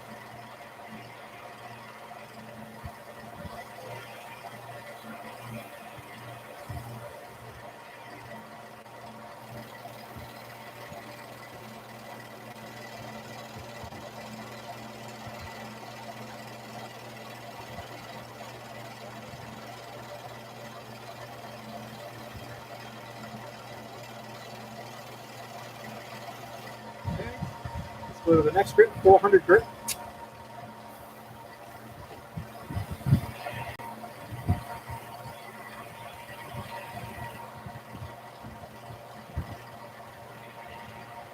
This one goes really quick. You know, I mean, in 20 minutes, this will be done.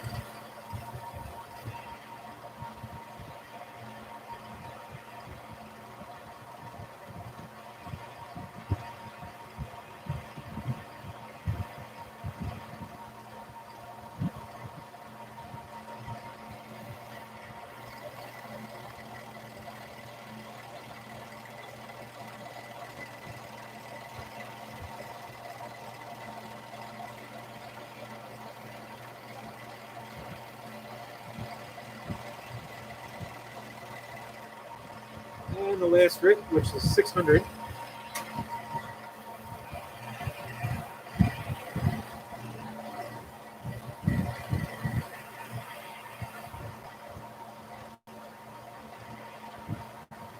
This really smooths it out.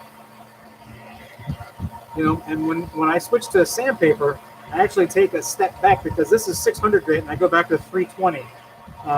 Actually, the bowl sander is 240, then 320 and 400, and then I start wet sanding. So, you know, we kind of backtrack, but the results speak for themselves, and this will be no exception.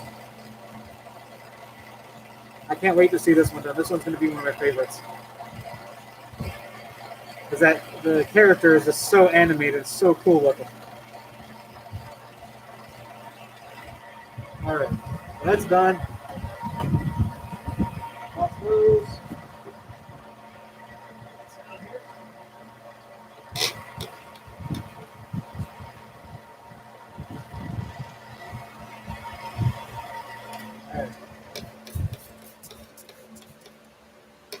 Preview there. Look how cool that looks. That is awesome. I can't wait to finish this. All right. Where's the bowl sander? Over there. Oh, I guess that streamer's on. This part's going to be quite satisfying, actually, because the bowl sander is going to spin like a madman. There we go. Look at that.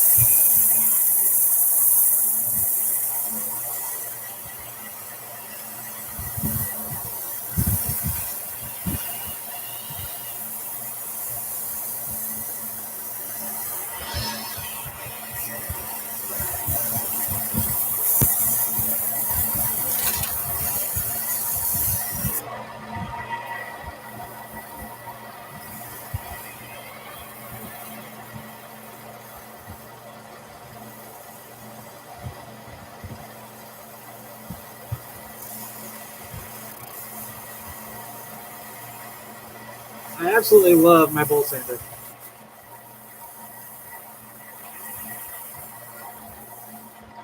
It's whoever designed this, it's just such a cool piece to use.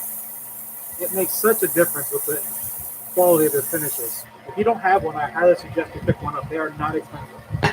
I think that was like 40 bucks, and it came with a bunch of discs.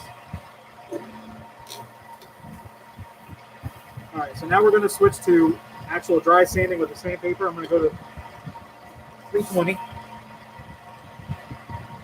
This one is 400. 320. I'll reuse these a couple times. I'll give them a pat them out, or I'll use a compressed air on them. But no science behind this, especially on the cylinder. Smooth motion, up and down, left and right.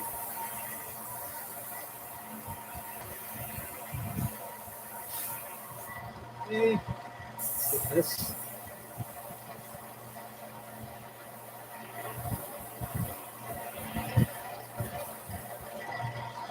Watch your pattern on the side here, so you really want to do your best to avoid the circles that end up in the top.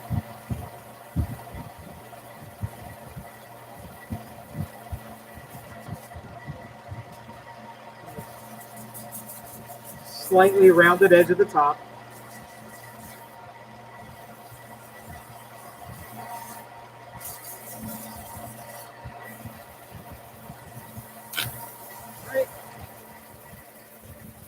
All right. This is really important on the top of this for the cross sanding. Again, to avoid those circles.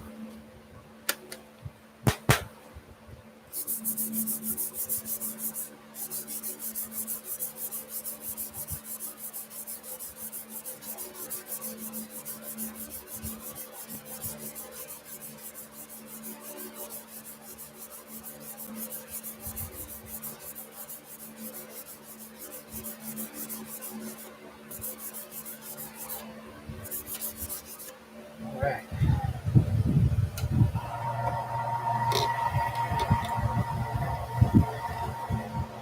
Okay. We're going to go to 400 grit.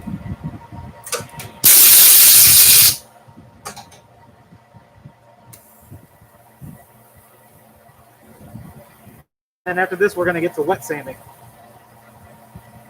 I'm not going to worry about the edge right here with the dry paper. I'll work on that with the wet sandpaper. Here I'm just focusing on getting rid of sanding marks and smoothing.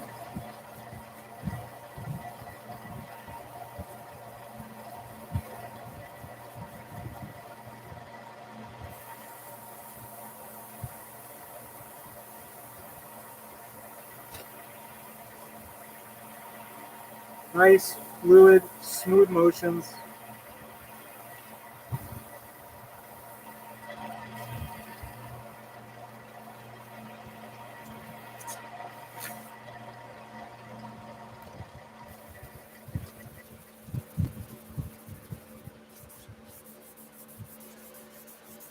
Again, cross sanding, getting rid of the vertical marks. We're about ready to switch to wet sanding now. And this is going to go really quick on this. This is not a lot of work involved on a cylinder like of this shape and size.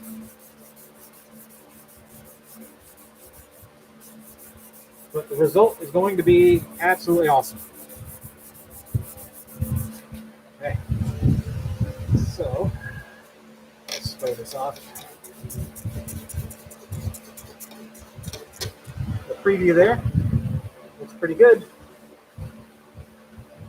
And this one, I use a Alumilite clear slow in this, and it cast it out super, super clear. I'm really happy with how this casting turned out. So now we're going to ditch the gloves. Like I said before, I don't use gloves when I'm wet sanding.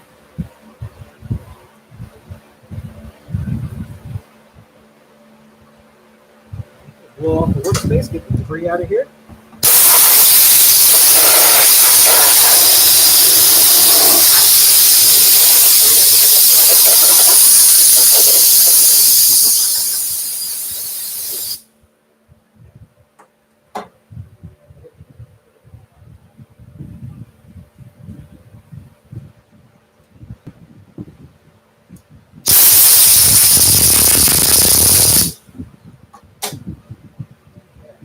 Put the towel over here.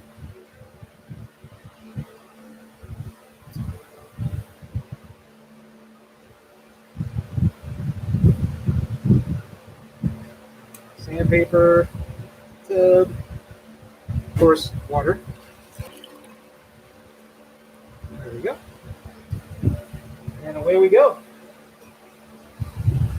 I don't need the mask now. I'm going to be creating any more dust. My glasses are filthy. I'm going to blow them off. Like new. All right, and we're going to start with 400 grit.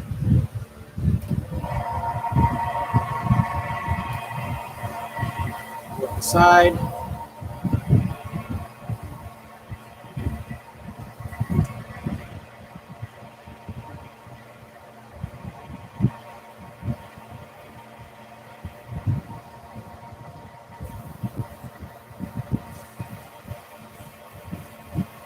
This, you see the motion I'm doing, this is where I'm now smoothing out this edge right here.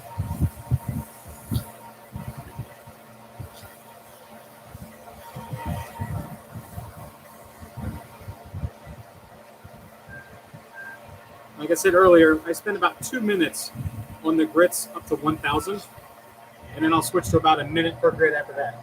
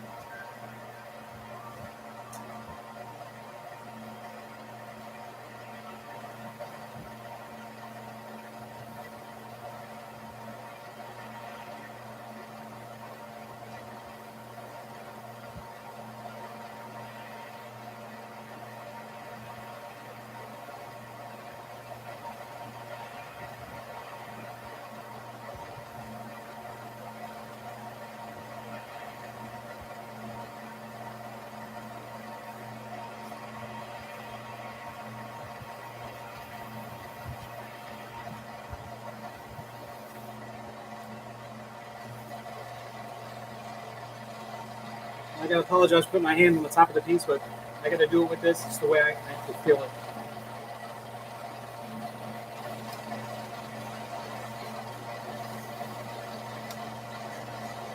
The more time you spend on these lower grits, the much better quality piece you're gonna have.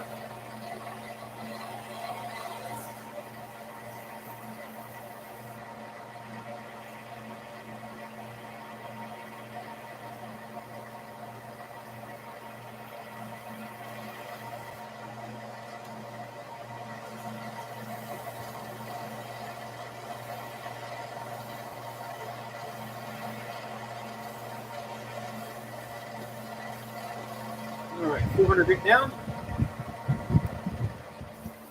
Cross sand.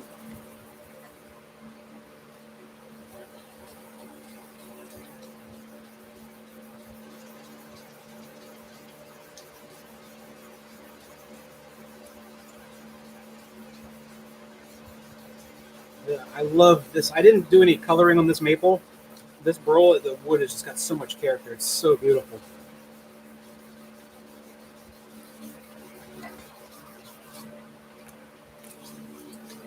It's got a beautiful mix of the curvy areas and like the spiky parts. That's where the bark is attached. I don't know how that's formed, but that's Mother Nature, not me. All right. Spray that off. Spray it, wipe it, we'll move on to the next grit. Looking super good. I'm happy.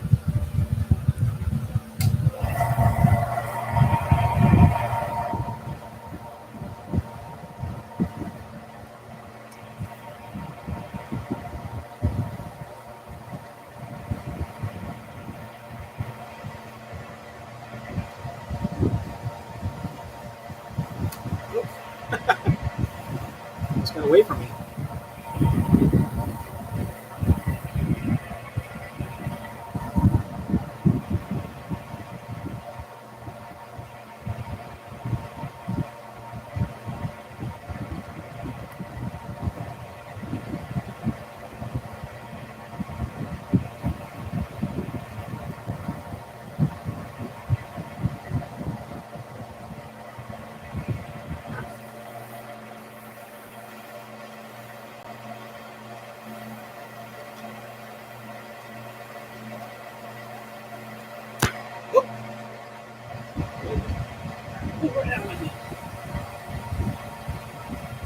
now it's fell on the ground. It's full of debris. I got to blow it off. All that debris will get in the finish and scratch it up. No fun. No fun. No fun. And I cannot do that again. Re-wet it. And there we go. Now we're good.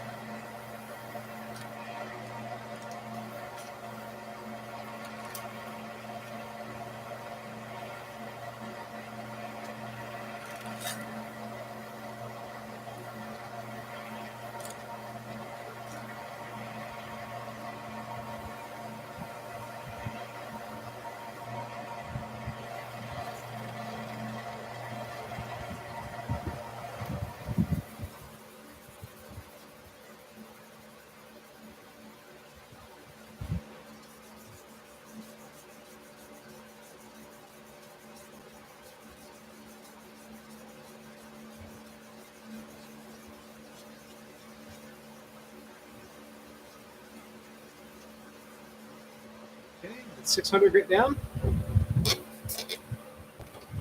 15 minutes will be done. If that.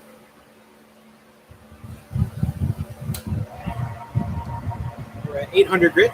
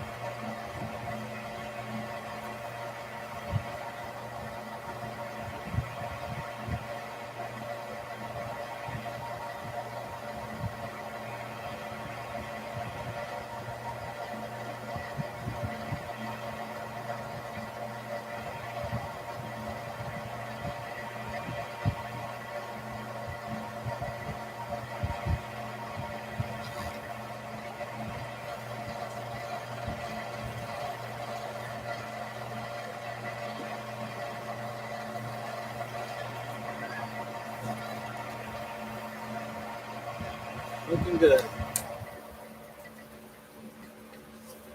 I know some of you guys, this is probably a little boring and repetitive, but that's why on the YouTube videos you speed up the process, you skip a few of the grits, make it go by quick. But in reality, you spend an hour sanding.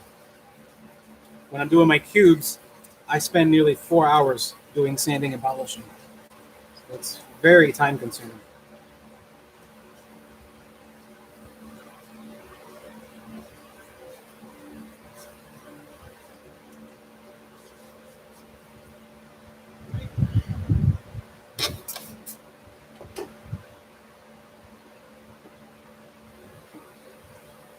Okay. Let's go to 1,000 grit.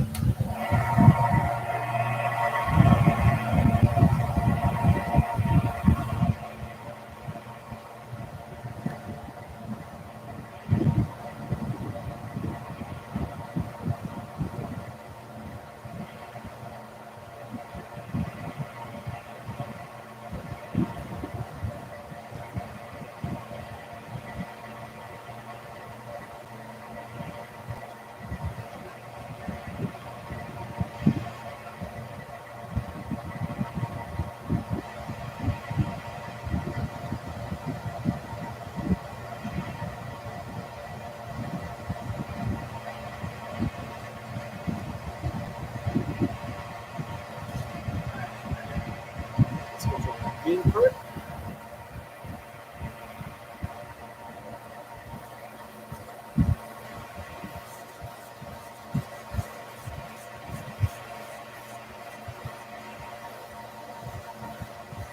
I also like doing it like this on the top because you're getting maximum coverage with the sandpaper. So you're sanding a lot more of the surface at one time. So, sorry, my hand covers it. I don't have a very pretty hand, but it's going to yield me the best results. This way I can feel the surface really well. If I feel any heating up, getting any hot spots, this is the way to do it.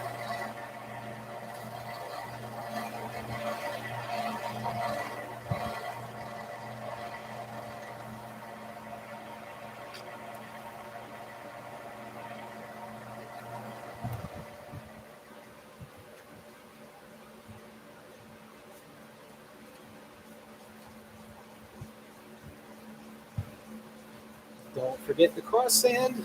I said that 8,000 times already. Don't forget it. Super, super, super, super important.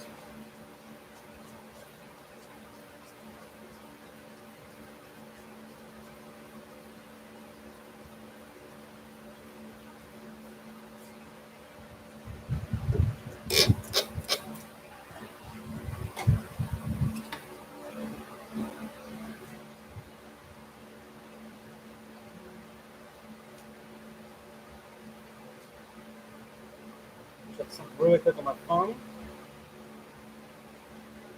Get back to it here.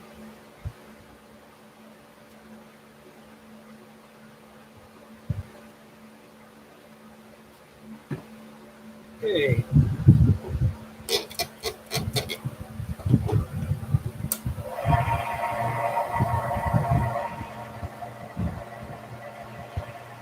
$1,200 grit.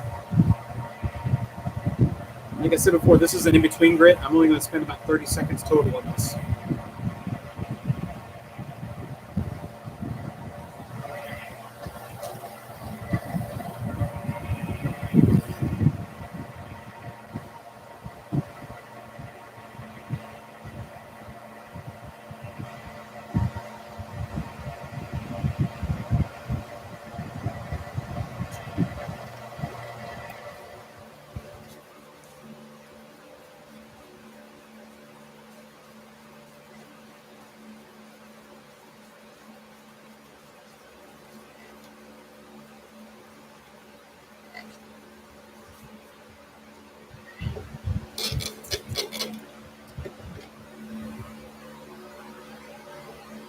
Let me reposition my camera, see if I can get a little bit closer to the workspace for you guys.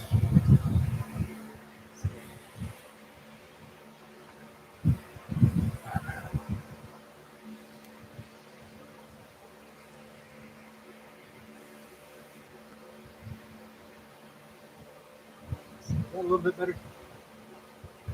Yeah, I think so. All right. 1,500 grit.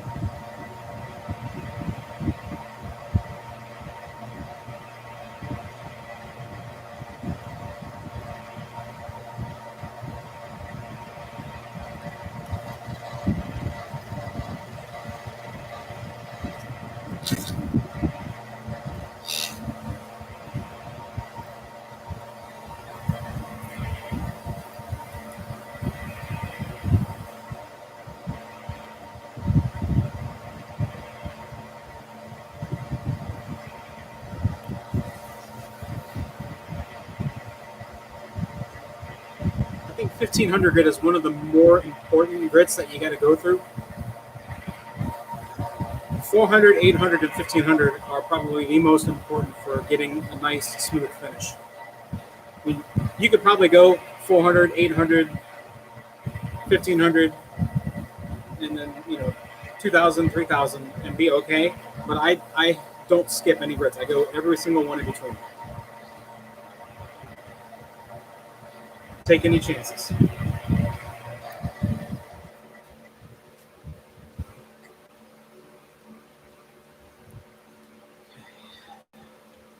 Once we get past 100, now the sandpaper just starts polishing pretty much at that point.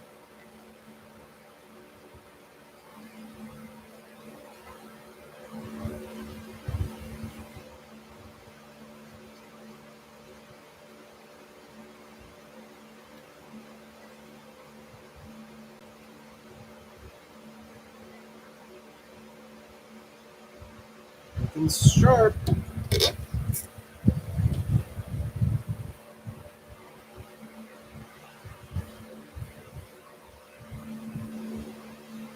All right, 2,000 grit.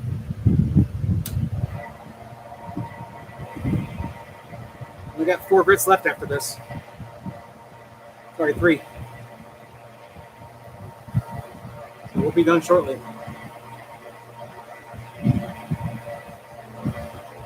And after I'm done with this live feed, I'm going to use my bandsaw and I'll cut the turning puck off of this and off of the egg that I did before this one. And then I'll post pictures on my Facebook page of them finished so you guys can see. I'm not going to bore you on YouTube with that process.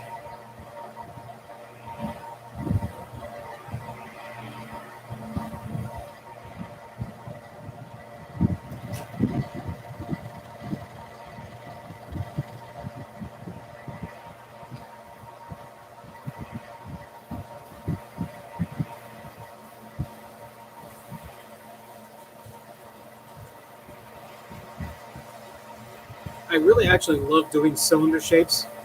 There's just something very, very pure about them. Um, Eggs are awesome, but when you get something that's just a uniform shape like this, it's just striking. It's very hard to explain, but when you're making it, you see the result after you're done making it. It's a little different, I guess.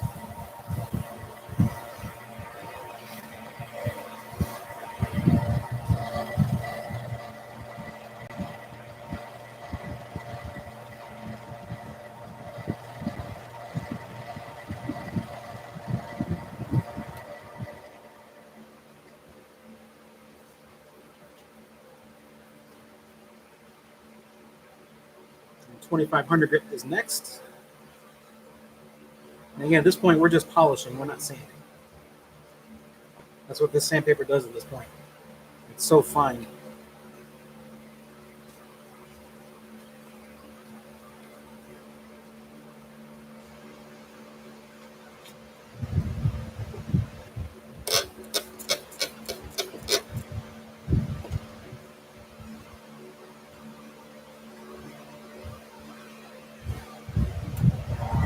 We're almost there. We're in the home stretch, 2,500 grit.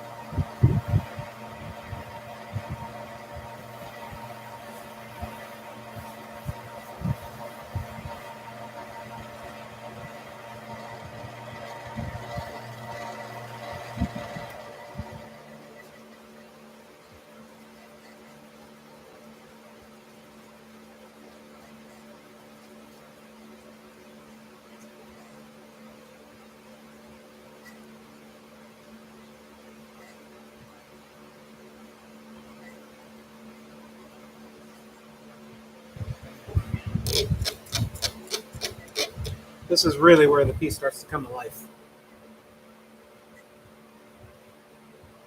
3,000 grit. Away we go.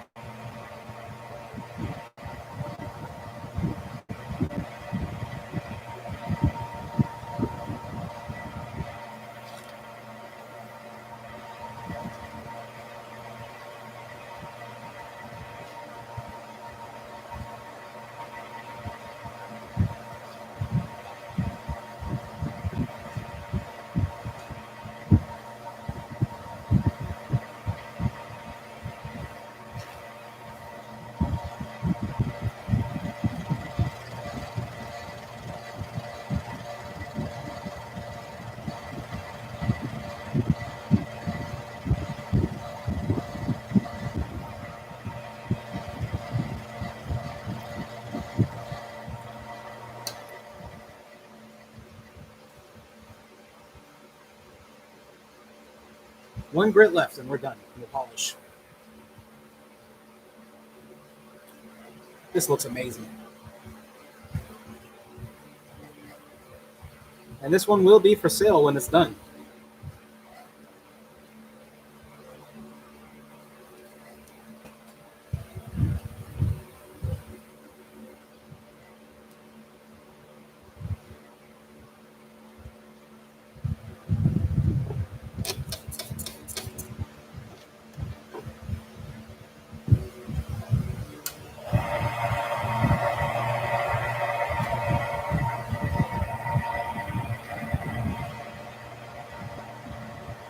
All right, 5,000 grit.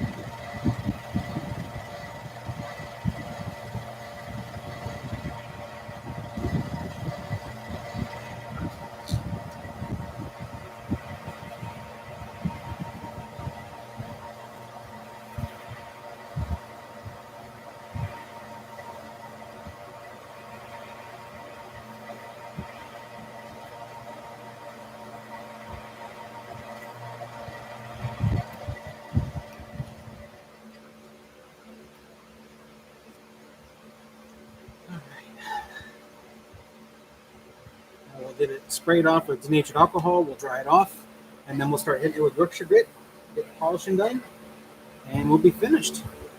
This thing looks great.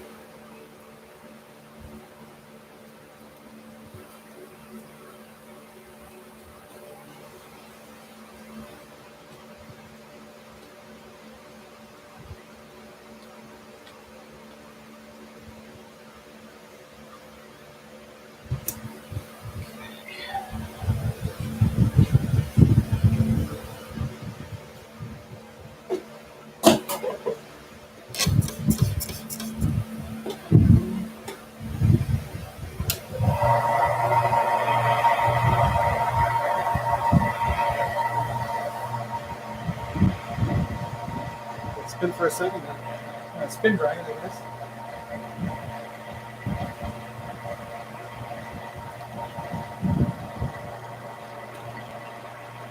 Yorkshire grit out.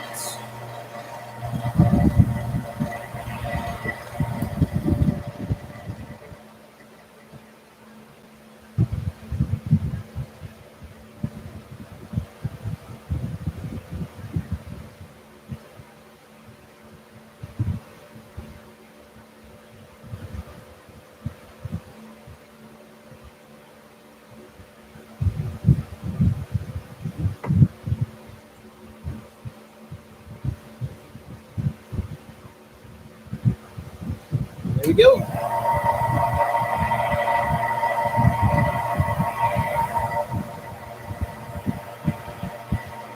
No rhyme or reason behind this, no technique. It's literally put it on a paper towel, wipe it on, run the paper towel across the surface.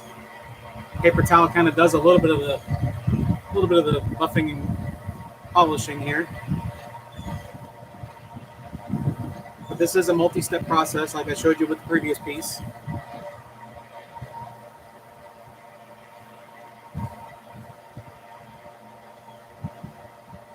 When I use Yorkshire grit, I don't put any oil on the wood because the Yorkshire grit soaks in and treats the wood because it's natural.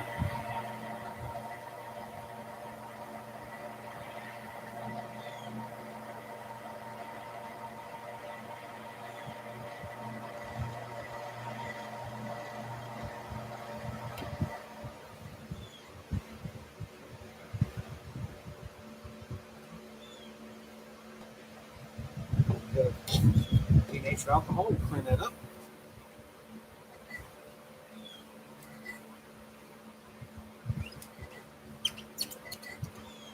It is looking really, really good. We're not going to stop there. Now we're going to switch to the 3M machine polish.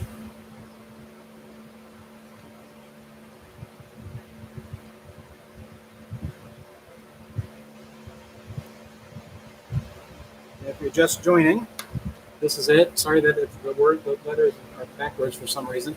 It's Perfected Machine Polish 06093. Oh, look, it's backwards. I don't know why. I don't know why my camera's doing that. It's not a camera built onto the my Surface tablet. It's a Microsoft Studio camera. I've never had it go backwards before. That's kind of weird. It's okay. All right, away we go with this.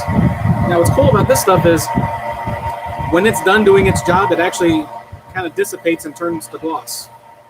So it tells you when it's finished.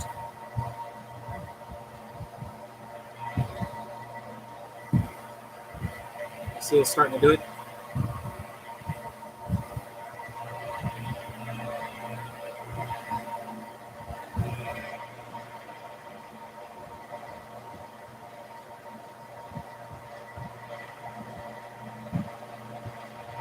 Now I'm going to use a microfiber towel to give it a buff. It probably looks amazing from this point. And it does. We're going to do another round of Yorkshire grit, and then I'm going to use the Meguiar's Ultra Cut Compound.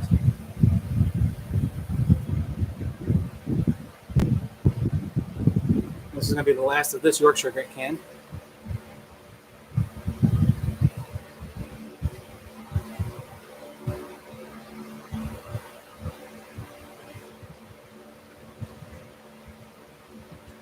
All right, here we go.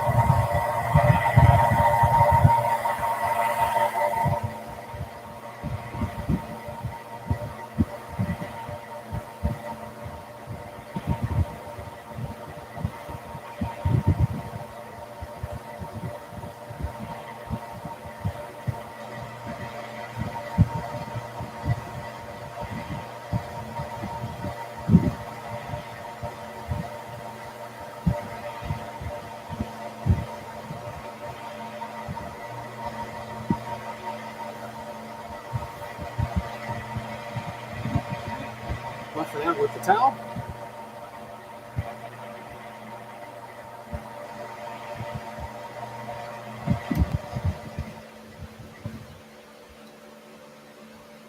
Really is like glass.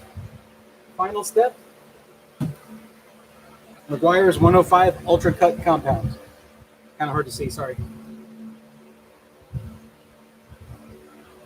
Of this, I will use a generous amount. It's a very fine cut compound. It's even finer than the Yorkshire grit. Very, very thin viscosity. And on some of the cubes, I'll use this with a buffer, like a car polisher.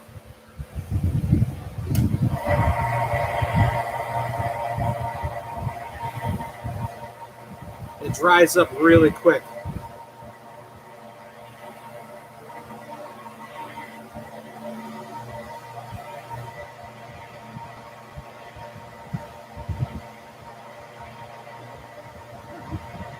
Finish up with the microfiber towel. Oh yeah. It looks fantastic.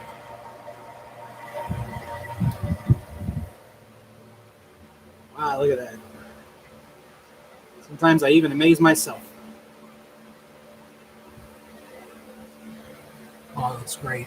There's a couple little tiny bubbles in the top in this, but it's right under the surface in the top, so I probably could have cut that out, but I don't think it hurts anything on how it looks. Wow, it looks just so cool. All right.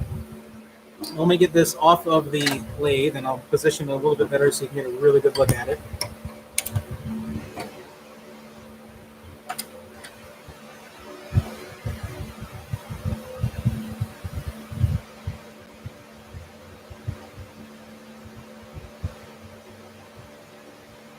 So cool.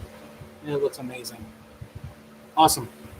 Well, all right, guys. Well, thank you so much. 2 hours and 37 minutes. We're going to go ahead and cut it. Thank you very much for watching.